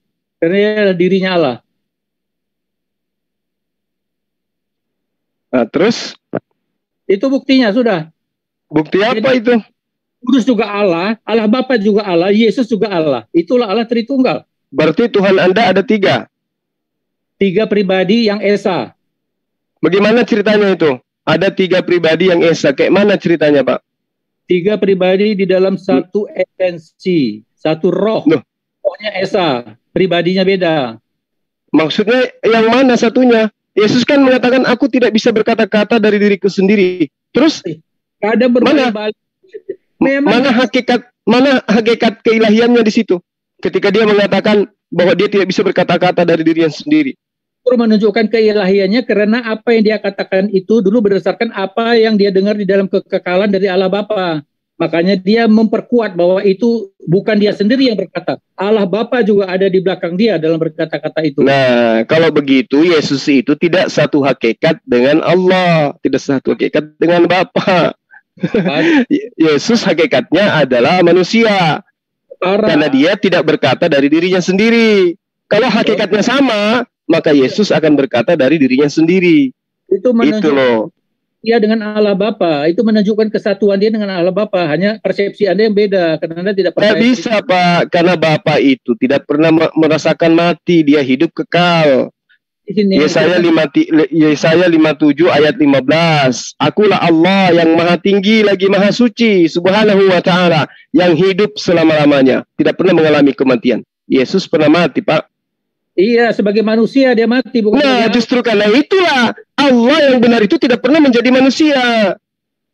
Yohanes 3:1-14. Firman itu udah Allah menjadi manusia. Di dalam perjanjian saya jelaskan kepada Anda ya. Apalagi? Dengar dulu, kelemahan Muslim ini paham bahwa Alkitab itu bersifat progresif berdasarkan waktu. Ya, jangan coba satu ayat. Jadi Tuhan bisa berubah-berubah sesuai dengan waktu gitu. Progresif mulai dari kitab Kejadian sampai dengan kitab Wahyu. Jadi Tuhannya Kristen itu bisa berubah-berubah wujud gitu, Pak. Bukan. Semakin lama semakin jelas rencana Tuhan di dalam kitab itu. Jadi pada perjanjian lama itu tidak jelas apa yang dimaksud dengan Mesias. Bagaimana? Sekarang gini, Pak, kalau Anda membawa perjanjian lama, 2 Raja-Raja 19 ayat 19, Yeremia 10 ayat 10. Di situ dikatakan Allah satu-satunya Tuhan, tidak ada yang lain. Memang gimana ceritanya? Tuhan satu, Ehad itu jemaah. Terus kenapa Anda mengatakan dia punya 3 pribadi? Loh, memang dia jamak di dalam perjanjian baru dijelaskan. Satu-satunya Allah yang benar, satu-satunya. Kalau satu-satunya berarti nggak ada yang lain, Pak. Gimana tuh? Roh, makanya saya katakan. Yang Anda jabarkan roh itu ajaran Kristen. Ajaran Yesus tidak demikian. Apa yang Bapak paparkan malam ini itu ajaran yang bukan bersumber dari Yesus. Kristen itu gitu loh. Kristen itu pengikut ajaran Kristus. Jangan dipisahkan.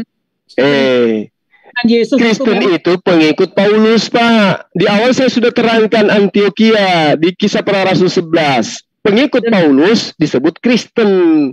Yesus tadi itu dasar daripada Kristen itu adalah ajaran yang ditulis oleh Nabi dan Rasul. Bukan mana ajaran Nabi dan Rasul bahwa Tuhannya mati dibunuh manusia? Nabi mana yang mengajarkan itu?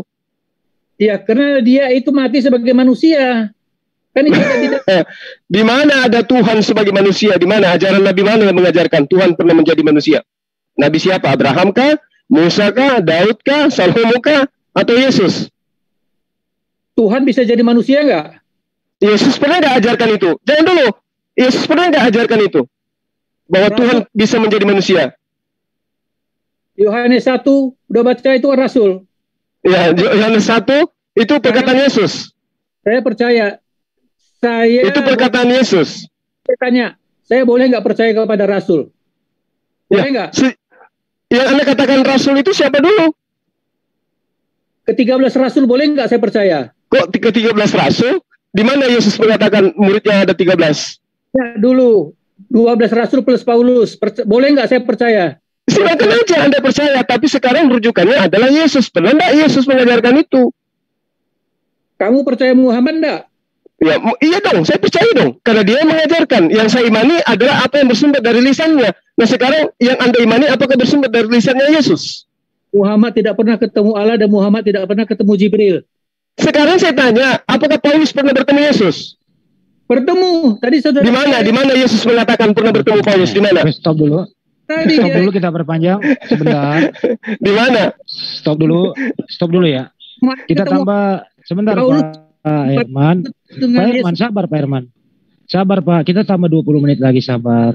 Salam buat yang Poskap Sukabumi ya. Salam buat Poskap Sukabumi, Pak Ibnu Kolam, kalau mau naik aja Pak. 20 menit lanjut lagi, monggo. Ya, Nggak kelamaan itu. kan hipokrit ya. Kalau Anda percaya Rasul Anda, walaupun satu tidak ada saksi. Sekarang begini, Pak. Sekarang begini. Allah itu adalah esensi yang tak terlihat. Yesus terlihat. Yesus mengajarkan langsung. Maka muncul pertanyaan, apakah Yesus pernah bertemu dengan Paulus? Anda katakan pernah. Kata siapa? Ayatnya kan tadi sudah saya baca.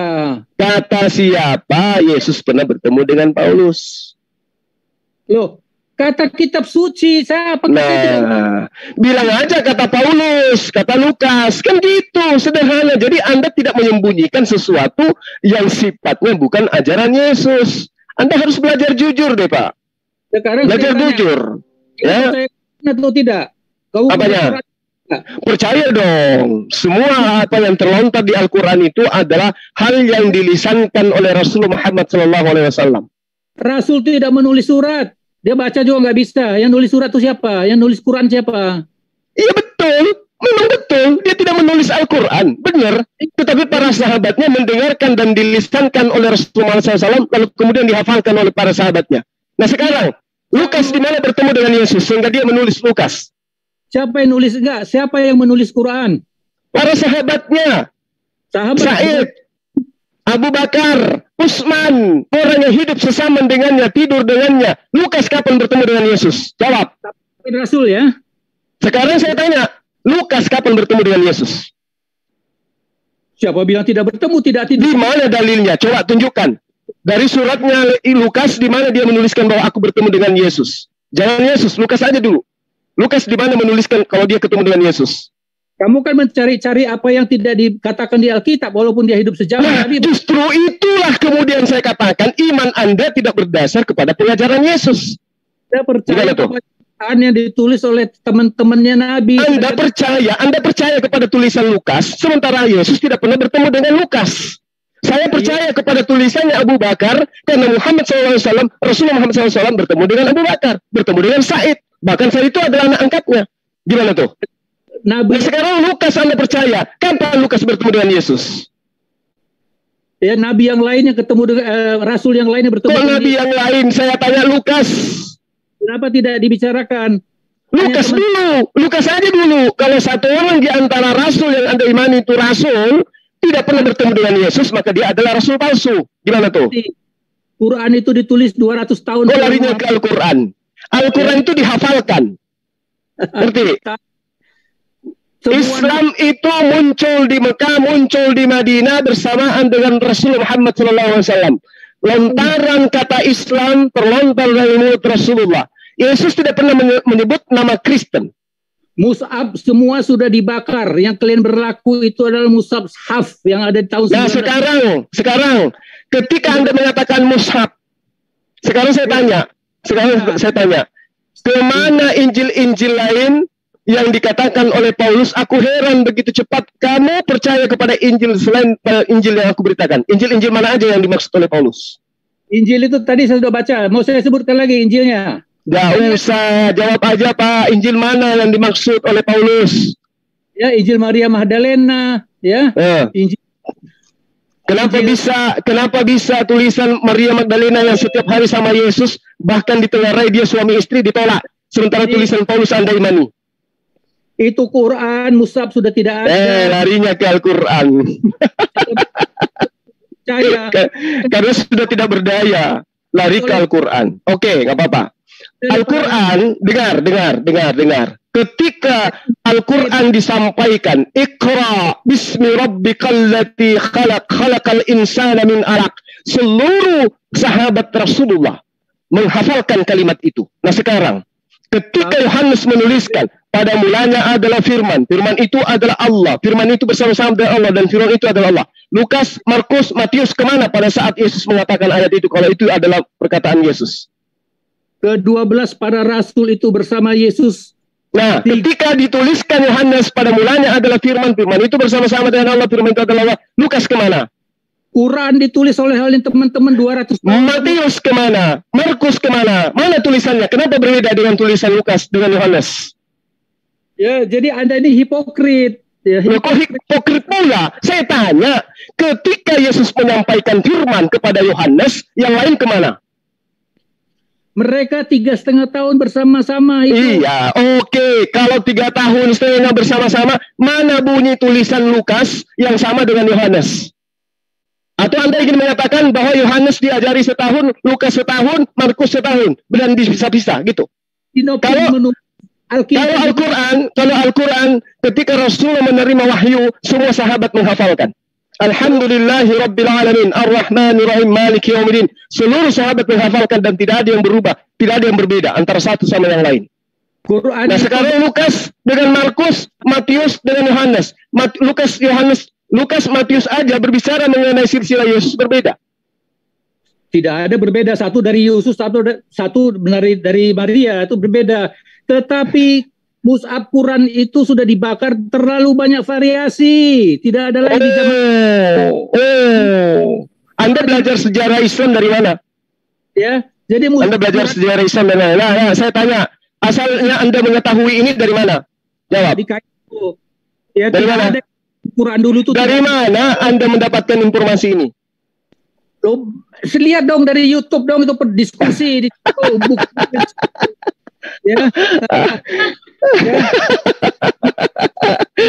Aduh, kasihan sekali lah abang ini. Baru ditulis 200 tahun kemudian. Baca dong di sejarah Al-Quran. Ya. Terus apa lagi? Al-Quran ditulis 200 tahun kemudian. Mushaf dibakar. Apa lagi? Ya, jadi dalam zaman Utsman itu kena terlalu ya, macam-macam semua berbeda-beda isinya. Semua kan. Jadi apa perlu saya catat apa yang Anda sampaikan ini? Ya. Apa perlu saya catat? Bagaimana? Apa perlu saya catat apa yang Anda sampaikan? Silakan catat, silakan. Oke, tapi sebelum saya catat saya ingin tahu sumbernya dari mana informasi ini yang Anda katakan tadi. Bikin nanti tema yang baru, jangan sekarang. Ya, karena buang waktu. Boleh. Jadi Anda mengatakan sesuatu seperti pantat ayam. Anda berbicara tanpa ilmu. Tidak ada dasar. Tapi itu perlu waktu. Ya. Jadi saya kan mesti cari waktunya. Kalau Anda minta bukti, Anda sendiri. Ya, bahwa hanya hafalan doang. Itu sama halnya Bapak ini melihat sampul buku kedokteran, kemudian Anda buka praktek. Memalukan, Pak. Memalukan.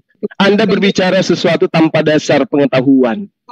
Kembali ke topik ya, bahwa harus begitu dong, kembali ke topik. Biar Anda sudah cerdas sekarang. Ajaran Islam, sehingga Yesus tidak mungkin Muslim. Bagaimana ceritanya Yesus tidak mungkin Muslim? Nah, sementara Anda sudah mengakui bahwa Yesus itu adalah hamba Allah yang taat. Sekarang saya tanya, ketika Yesus datang kepada Bani Israel, apakah Yesus itu ateis atau dia bertuhan? Jawab. Apa? Ketika Yesus datang kepada Bani Israel, apakah Yesus itu ateis atau dia bertuhan? Yesus itu di dalam perjanjian baru, di dalam perjanjian lama itu Yahweh. Saya tidak minta Anda berdongeng. Saya tanya kepada Anda. Yesus ketika datang kepada Bani Israel, dia itu ateis atau dia bertuhan? Jawab. Yesus itu adalah Tuhan. Dirinya Tuhan. Saya tanya Yesus itu bertuhan atau dia ateis. Bukan saya tanya Yesus itu Tuhan atau dia bertuhan. Yesus bertuhan atau Yesus ateis? Dua-duanya salah, karena Yesus adalah dirinya Tuhan. Loh, jadi ketika Yesus itu berdoa, itu sandiwara? Dia berdakwah sebagai manusia. Makanya saya tanya sama Anda, kenapa sih susah sekali Anda itu jujur? Katanya Anda itu ajaran kebenaran. Makanya saya tanya, cobalah jujur pada kebenaran, Pak. Anda punya akal kan? Anda mengatakan diri Anda adalah anak-anak Tuhan. Kenapa harus bohong? Saya tanya, Yesus itu ateis atau dia adalah makhluk Tuhan yang bertuhan kepada Tuhan? Jujur.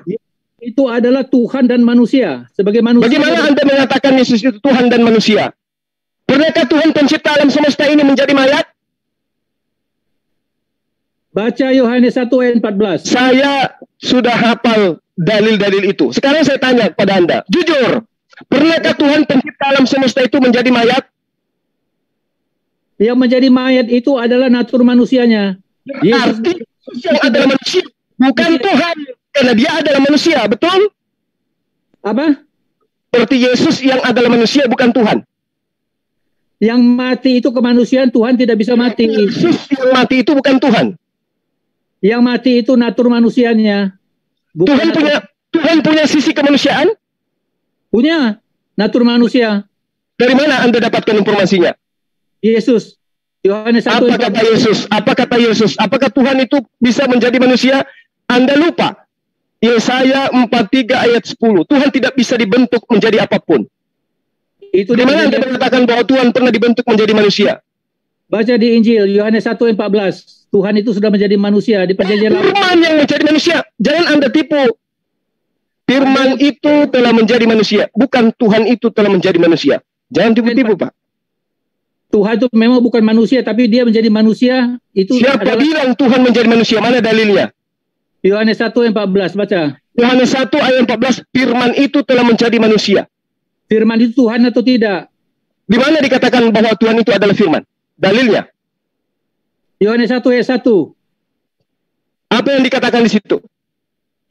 Iya, firman itu adalah Allah. Oke, sekarang itu Yohanes 1 ayat 1 perkataan Yesus atau firman Tuhan? Itu firman Tuhan yang dicatat. Dari mana Anda tahu bahwa itu adalah firman Tuhan? Kalau firman Tuhan di dalam perjanjian lama, berfirmanlah Tuhan, berfirmanlah Tuhan. Inilah perkataan Tuhan, inilah perkataan Tuhan. Yohanes 1 ayat 1, pada mulanya adalah firman. Firman itu bersama-sama dengan Allah dan firman itu adalah Allah. Itu firman Tuhan. Quran itu wahyu Tuhan atau tidak? Kok larinya ke Quran, Pak? Quran itu ciptaan Muhammad atau wahyu Tuhan? Jelas itu adalah firman Allah. Firman Allah omong kosong. Kenapa bisa Anda mengatakan omong kosong? Ada. Kenapa bisa Anda mengatakan omong kosong? Mencatat itu hanya orang biasa. Saya tanya, kenapa Anda bisa mengatakan itu omong kosong? Karena yang rasul, bukan rasul yang mencatat itu. Orang biasa doang, berdasarkan ingatan-ingatan doang. Nah, itulah bukti bahwa kalamullah itu adalah perkataan Allah. Dia mengatakan, aku yang mewahyukan, aku juga yang menjaganya. Cara Allah menjaganya gimana? Dengan memberikan hidayah kepada orang-orang sehingga orang-orang bisa menghafalnya. Itu bukti keotentikan daripada Al-Quran sebagai kalamullah. Sekarang, kitab Anda, mana Injil yang Yesus ajarkan kepada Bani Israel? Ya. Mana? Perjanjian baru Injil ditulis oleh para rasul. Ya. Teman-teman yang tulis. Aduh hilang. Teman-teman yang tulis. Oke, teman-teman yang tulis. Sekarang ketika Anda mengatakan teman-teman yang tulis, Yesus kapan berteman dengan Lukas? Ayo. Bagaimana kapan Yesus berteman dengan Lukas? Kan Anda mengatakan teman-teman yang nulis. Kapan Yesus berteman dengan Lukas? Ya memang bukan teman dia. Nah, gitu dong, jujur. Berarti hadits itu lebih absah daripada kitab suci Anda. Kenapa saya katakan yang mencatat hadits, yang meriwayatkan hadits adalah orang yang sesaman dengan Rasul Muhammad SAW. Nah sekarang orang-orang ini pernah tidur bersama, perang bersama, makan bersama dengan Rasulullah. Lukas ternyata tidak pernah ngapa-ngapain dengan Yesus, dan Anda katakan tulisannya adalah firman Tuhan. Apa dasarnya? Daripada Roh Kudus. Roh Kudus Roh Kudus. Dari mana Anda tahu bahwa Roh Kudus datang kepada Lukas? Karena kalian tidak percaya Roh Kudus. Nah, saya tanya, bagaimana kemudian Roh Kudus datang kepada Lukas? Mana dalilnya? Roh Kudus itu ada di dalam diri setiap orang percaya. Saya tanya, mana dalilnya Roh Kudus datang kepada Lukas? Manusia percaya itu adalah bait Roh Kudus. Setiap Roh Kudus orang percaya ada tinggal di dalam dirinya. Ya, jadi kalau kawan-kawan 200 tahun setelah Muhammad mati, mohon maaf Pak, saya harus tertawa Pak ya. Karena kenapa? Anda menjadikan sesuatu seperti benang basah Anda ingin tegakkan. Anda itu hipokrit. Ya. Kok hipokrit pula? Sekarang Anda untuk menyambungkan Yesus ke Lukas aja Anda tidak bisa. Gimana tuh? Anda menunjukkan bagaimana dengan 12 yang lain, rasul yang lain 3,5 tahun Injil ditulis oleh mereka, Anda diam bungkam, tidak bisa bantah. Ya. Apa yang saya tidak bisa bantah? Anda mengatakan 12 rasul. Mana tulisan 12 rasul? Mana? Nikodemus mana tulisannya? Andreas mana tulisannya? Mana? Coba saya mau lihat. Yakobus mana tulisannya? Thomas mana tulisannya? Mana? Barnabas mana tulisannya? Yusuf Arimatea mana tulisannya? Maria mana tulisannya orang-orang yang sesama dengan Yesus? Atau kesimpulannya, mana ajaran ketuhanan Yesus menurut Maria ibunya? Mana? Coba sini. Gimana? Yohanes gimana? Itu rasul apa tidak? Loh, itu menurut pengakuan Anda dia adalah rasul, tapi pengakuan Yesus mana? Ayo. Ya. Mana pengakuan Yesus? Kalau Markus, Lukas, Paulus adalah rasul, mana pengakuannya? Wah, Anda ini bertele-tele dari tadi. Mana pengakuan Yesus, Pak? Mana? Pengakuan Paulus dia rasul, oke ada. Pengakuan Yesus ada nggak? Dia sudah bertemu dengan Tuhan Yesus dan sudah Pak, dengar. Yesus mengatakan dia nanti datang kedua kalinya. Di akhir zaman, Pak. Bukan kepada Paulus. Bukan ke Damsik, Pak. Nah, itu persepsi Anda itu. Loh, Yesus mengatakan datang kedua kalinya kapan? Rasul bertemu. Saya tanya, Yesus mengatakan nanti datang kedua kalinya kapan? Ya, tetapi ya Quran itu. Aduh, sahabat saya, Pak Herman Hills. Yesus mengatakan nanti datang di akhir zaman bersama dengan di atas awan-awan bersama dengan malaikat. Nanti di akhir zaman. Berarti yang datang kepada Paulus ketika dia ke Damsik itu siapa? Sama Bapak. Yang datang kepada Paulus, yang suara yang didengar kepada Paulus, dari mana dia tahu itu suara Yesus? Sementara dia tidak pernah bertemu dengan Yesus. Ya, jadi kalau berdiskusi itu jangan hipokrit, ya. Berkaca dulu, ya. Ya, sikapmu terhadap Quran itu yang hanya ditulis teman-teman berdasarkan ingatan doang, ya banyak variasi ini dibakar semua, ya. Nah, jadi saya harus mendengarkan apa yang Anda katakan ini, gitu. Orang yang tidak tahu sejarah Islam, tidak pernah belajar tarikh Islam, tidak bisa baca kitab saya, terus kemudian Anda mengatakan hal itu, saya harus percaya gitu. Sementara kitab sucinya Anda sendiri, Anda tidak paham. Iya. Makanya Anda tidak paham. Coba, Anda berkaca dulu. Apakah pantas Anda berbicara tentang Quran? Saya percaya. Pantas Anda berbicara tentang Al-Quran, sudah pantas. Membaca huruf hijaiyah Al-Quran saja tidak bisa. Anda merasa pantas bahas kitab saya, sementara kitab Anda saja sudah terang bahasa Indonesia, Anda buta tentang itu. Saya tanya kepada Anda, kapan Yesus bertemu dengan Paulus? Siapa yang ditemui Paulus? Kapan Yesus itu akan datang untuk yang kedua kalinya? Di awan-awan disertai oleh malaikat. Kapan itu terjadi? Kedua kalinya. Kalau begini di timer saja, ya. Akhir zaman, ajaran Yesus di akhir zaman setelah hari kebangkitan. Itu kedatangan kedua menurut kitab Anda. Nah, sekarang kalau begitu yang datang kepada Paulus itu sopo? Baca Alkitab. Zaman di situ, jangan ditambah-tambah. Anda terlalu dipengaruhi takia. Otak Anda diracun. Kok takia pula? Bapak yang bertakia dari tadi. Yesus itu ateis atau bertuhan? Anda mengatakan apa? Ayo, Yesus itu bertuhan atau ateis? Apa jawaban Anda? Salah dua-dua. Nah, Yesus menyembah, Yesus sujud, Yesus ketakutan, Yesus menghambakan diri, Yesus mengajak teman-temannya, murid-murid untuk berjaga-jaga, berdoa kepada Allah semalam-malaman. Itu apa itu? Karena dia Allah dan manusia. Nah, kan di situ bobroknya iman Anda di situ. Kok pernah pencipta alam semesta ini dia sekaligus menjadi manusia? Ya, Yesaya 43 ayat 10. Engkaulah saksi-saksiku. Tidak ada Allah, tidak ada Tuhan yang dibentuk sebelum aku, dan tidak ada Tuhan yang dibentuk setelahku. Yang membentuk diri 9 bulan di dalam rahimnya wanita Maria siapa? Tidak pernah Tuhan dibentuk, ya. Loh, Yesus itu tidak dibentuk. Yesus tidak dibentuk sehingga menjadi manusia. Nah, tidak ada Tuhan. Jadi Tuhan itu dari sononya memang Ana Maria. Jadi Yesus ketika lahir di kandungan ibunya itu sudah berjenggot, sudah berkumis. Betul? Namanya itu dilahirkan oleh Maria. Sekarang ketika dia dilahirkan sudah berjenggot, sudah berkumis, atau dia tadinya itu berproses. Di mana ada dikatakan Alkitab Yesus dibentuk? Itu tidak ada. Jadi Yesus itu apa yang di dalam kandungan Maria itu tidak dibentuk? Tidak, dia dilahirkan. Oh, berarti Yesus itu tidak berbentuk. Yesus itu tidak berbentuk. Tuh. Yesus itu tidak berbentuk menurut Anda?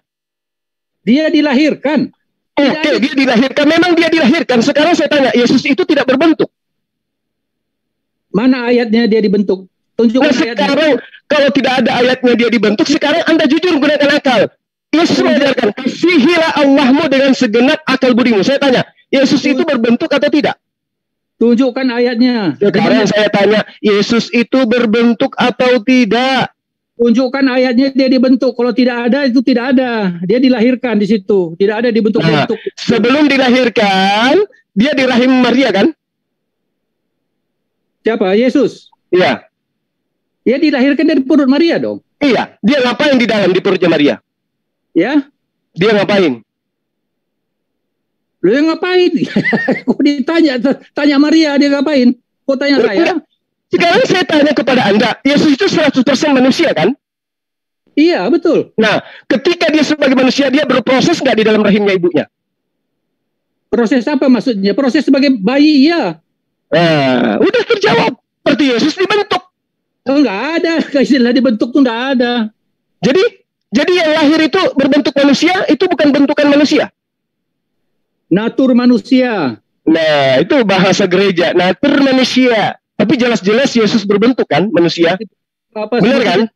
Dengar ya, Yesus menjadi manusia Anda tidak percaya, ya. Tapi batu menjadi Allah SWT Anda percaya. Siapa bilang saya tidak percaya Yesus menjadi manusia? Justru saya, iman saya, Yesus itu adalah manusia. Ayo. Saya mengajarkan Tuhan itu tidak pernah dibentuk. Tuhannya saudara saya ini dibentuk di dalam rahim manusia. Lahir kemudian berbentuk manusia. Apesnya dibunuh oleh manusia. Sementara dua raja-raja mengatakan Tuhan itu kekal selama-lamanya, tidak pernah mati. Berarti Yesus yang mati bukan Tuhan. Nah sekarang intinya bahwa Yesus itu adalah seorang Muslim. Karena semua paparan Anda berjam-jam sedikit pun tidak menyentuh kepada ajaran Yesus. Menyentuhnya hanya kepada ajaran gereja, ajaran Paulus. Demikian. Allah menjadi manusia itu normal, tapi Tuhan menjadi Allah SWT itu ngaco. SWT apa sih Pak? SWT itu apa Pak? SWT. SWT itu apa? SWT itu apa? Hipokrit.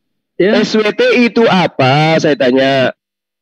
Ya, jelas sudah di kitab Yohanes. Ya. Iya, SWT itu apa? Saya tanya. Itu wajar, masuk akal alam jadi manusia, tapi batu menjadi Allah SWT, disembah, disapa, dicium. Nah sekarang kapasitas Anda berbicara tentang itu apa? Ya, Anda ini hipokrit, lalu hipokrit. Ya. Ini sekarang kapasitas Anda mengatakan Allah menjadi batu itu apa? Pemahaman Anda tentang Quran itu apa? Batu itu sampai disembah 5 kali sehari. Begitu. Ya, begitu. Rasul percaya kepada kitab suci, Anda kritik. Ya, yang benar aja. Kepercayaan Anda itu jauh di bawah. Ya, gitu. Jauh di bawah kualitas kepercayaan Anda. Ya? Gitu. Oh, berarti Anda lebih paham Al-Quran gitu ya dari saya? Bukan lebih paham. Tapi... Nah, berarti Anda mengatakan saya lebih rendah iman saya. Apa dasar Anda mengatakan itu? Iya, faktanya itu. Sudah Apa faktanya? Apa faktanya? Muhammad tidak pernah ketemu Allah, dia tidak pernah ketemu dengan Jibril, hanya ngaku saja. Oke. Yesus pernah bertemu dengan Allah? Yesus pernah bertemu dengan Allah? Ya. Yesus pernah bertemu dengan Allah? Yesus itu adalah dirinya Allah sendiri. Nenekmu kiper. Di mana Yesus itu Allah itu sendiri? Di mana? Tadi kamu katakan dia adalah manusia 100%. Terus Allahnya di mana? Biarkan. Sekarang saya minta kepada Anda, tolong tunjukkan di mana Yesus bertemu dengan Allah. Yesus itu diakui. Saya minta dalilnya di mana Yesus pernah bertemu dengan Allah. Dan 2, Yohanes 1 ayat 1 dan 2. Di mana Yesus? Saya tidak minta firman Yesus yang adalah manusia yang kamu sutarakan dengan Rasul Muhammad SAW, di mana pernah bertemu dengan Allah? Tunjuk dalil. Oh, Yesus bertemu dengan Bapa. Di mana dia bertemu? Yesus sebelum jadi manusia, dia adalah Allah. Sebelum jadi manusia, emang lu pikir Tuhan itu pernah menjelma menjadi manusia? Pernah sekali. Lalu dari mana dalilnya? Coba kau tanya ya.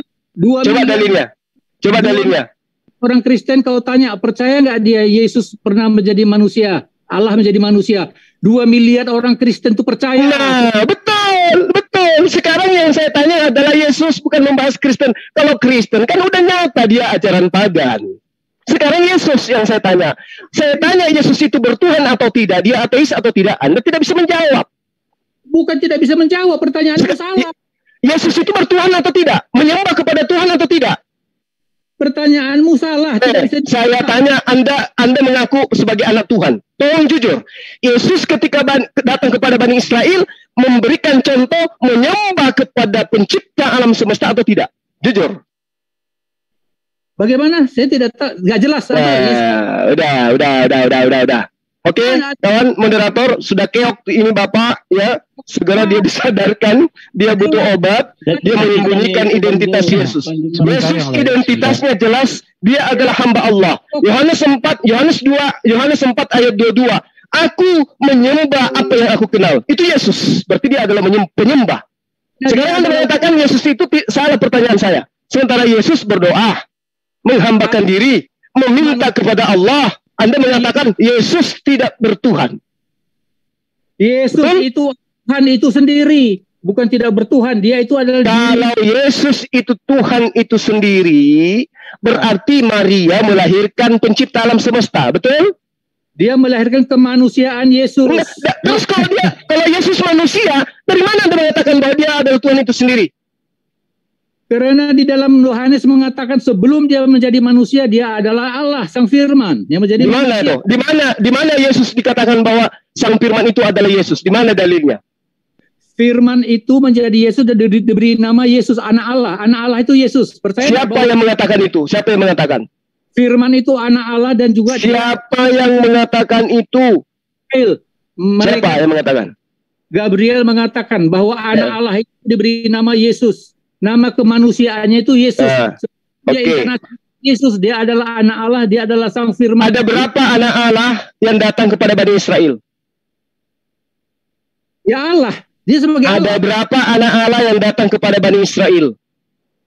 Israel yang mana? Perjanjian lama, perjanjian baru?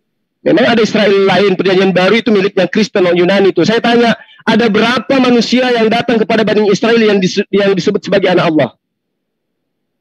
Anak Allah itu hanya dikenal di dalam perjanjian baru. Dan di perjanjian lama itulah Yehova. Anak Allah itu prainkarnasi Yesus. Kalau Israel pernah disebut sebagai anak Allah? Dia sebagai anak-anak Allah itu adopsi. Yang disebut sebagai anak sulung Allah siapa?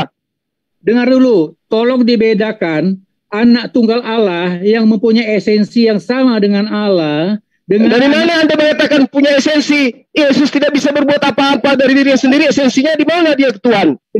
Mempunyai natur manusia. Aduh, ajaran pagan Anda kedepankan. Yesus tidak pernah mengajarkan apa yang Anda katakan itu. Ingat, Israel juga disebut sebagai anak sulung Allah. Ayo. Dari awal dan bahkan kalau Anda membaca kitab Anda sendiri, Anda akan ditampar Matius.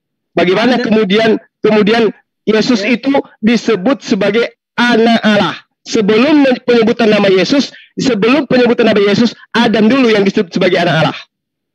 Gimana tuh? Yesus Mau saya bacakan dalilnya? Bagaimana kemudian Yesus disebut sebagai anak Allah? Anak tunggal Allah hanya Yesus. Bagaimana Anda mengatakan Yesus anak tunggal Allah? Sementara sebelum disebut nama Yesus, disebut dulu Daud, Kain, Yesus dan semua keturunannya. Gimana tuh? Yesus itu setelah inkarnasi, baru dia namanya Yesus. Inkarnasi pula, inkarnasi. Yesus kapan mengajarkan tentang inkarnasi, Pak? Ya? Satu dalil dari Yesus yang saya minta tentang inkarnasi, ada nggak? Ayat 14. Bosan saya jawab Anda nih, bertele-tele. Di mana Yesus mengajarkan tentang Yohanes 14 itu? Di mana? Yohanes yang mana yang Anda maksud itu ajaran Yesus? Kalau yang dimaksud ajaran Yesus itu adalah perkataan Yesus, Pak. Jangan ngarang Anda. Kalau bilang Quran itu ajaran Allah. Kalau larinya ke Quran. Kalau mentok larinya ke Quran. Mentok lagi larinya ke Quran. Sementara pemahaman Anda tidak ada tentang Quran. Anda itu hipokrit. Sakit kali ya Bang ya. Sakit ya. Tidak pernah menulis Alkitab. Kasih tisu. Sakit ya Bang. Yesus tidak pernah menulis Alkitab. Ya, sakit.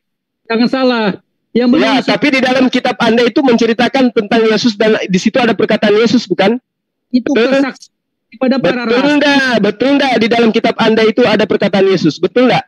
Yang menulis itu adalah perkataan Yesus dicatat oleh para rasul, berbeda dengan teman-teman yang menulis. Itu 200 tahun. Dicatat oleh para rasul. Oke, Lukas itu mencatat dasarnya apa? Ya. Ya, ketawa lagi dia. Ya, Ayo. Yohanes, Petrus. Saya tanya Lukas dulu. Lukas mencatat begitu banyak kisah para rasul, Lukas 1, Lukas 2, Lukas 3, Lukas 4 sampai ayat sekian. Sekarang saya tanya, Lukas itu dasarnya menulis apa? Pimpinan ada iluminasi daripada Roh Kudus. Berarti dia tidak pernah bertemu Yesus kan? Siapa bilang? Ada nggak Alkitab mengatakan dia tidak bertemu Yesus? Nah, kalau tidak, ada nggak dalilnya? Berarti tidak ada kan? Loh, tidak bisa juga dikatakan dia tidak pernah bertemu. Dia hidup sejaman. Banyak. Di mana dalilnya dia pernah bertemu? Ada ribuan bertemu Yesus, tapi tidak pernah disebutkan semua. Iya, itu macam masalahnya. Sumber daripada firman itu Yesus. Segala firman yang engkau berikan telah kusampaikan kepada mereka. Kapan Yesus menyampaikan firman itu kepada Lukas? Lukas itu berdasarkan kesaksian dia selama dia hidup bersama-sama dengan Yesus dalam hidup sejaman. Ya. Aduh, Bang, Anda diketahui oleh Kristen lain loh. Anda mengatakan hidup bersama dengan Yesus. Di mana dalilnya? Alkitab itu ditulis berdasarkan inspirasi dari Roh Kudus. Apa itu inspirasi? Ngerti nggak itu inspirasi itu apa itu, Pak? Beda dengan kawan-kawan. Kalau kawan-kawan itu inspirasi itu apa, Pak? Inspirasi itu apa? Coba Anda definisikan dulu.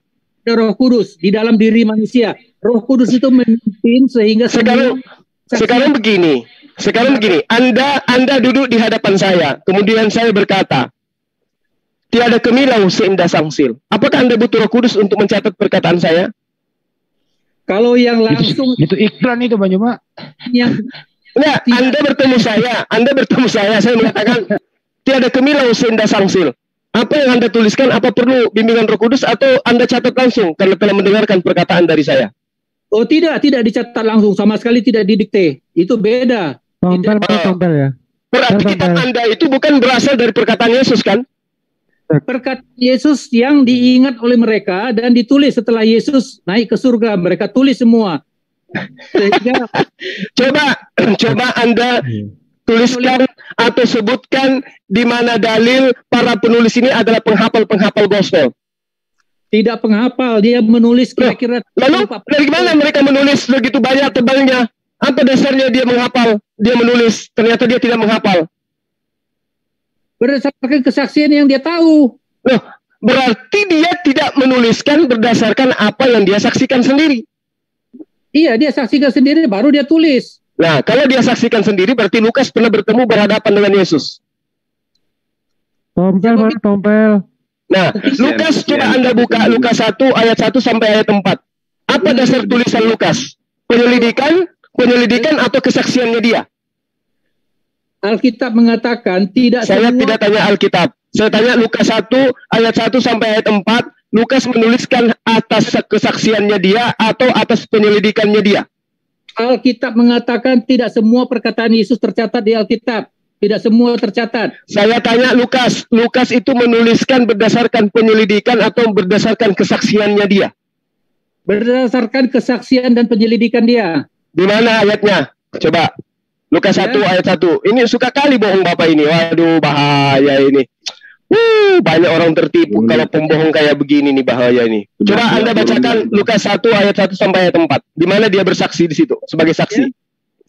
Bahkan ya, mereka ini semua. Enggak. Lukas 1 ayat 1 sampai ayat sekian. Lukas 1 dulu sebagai dasar pijakan Lukas menulis.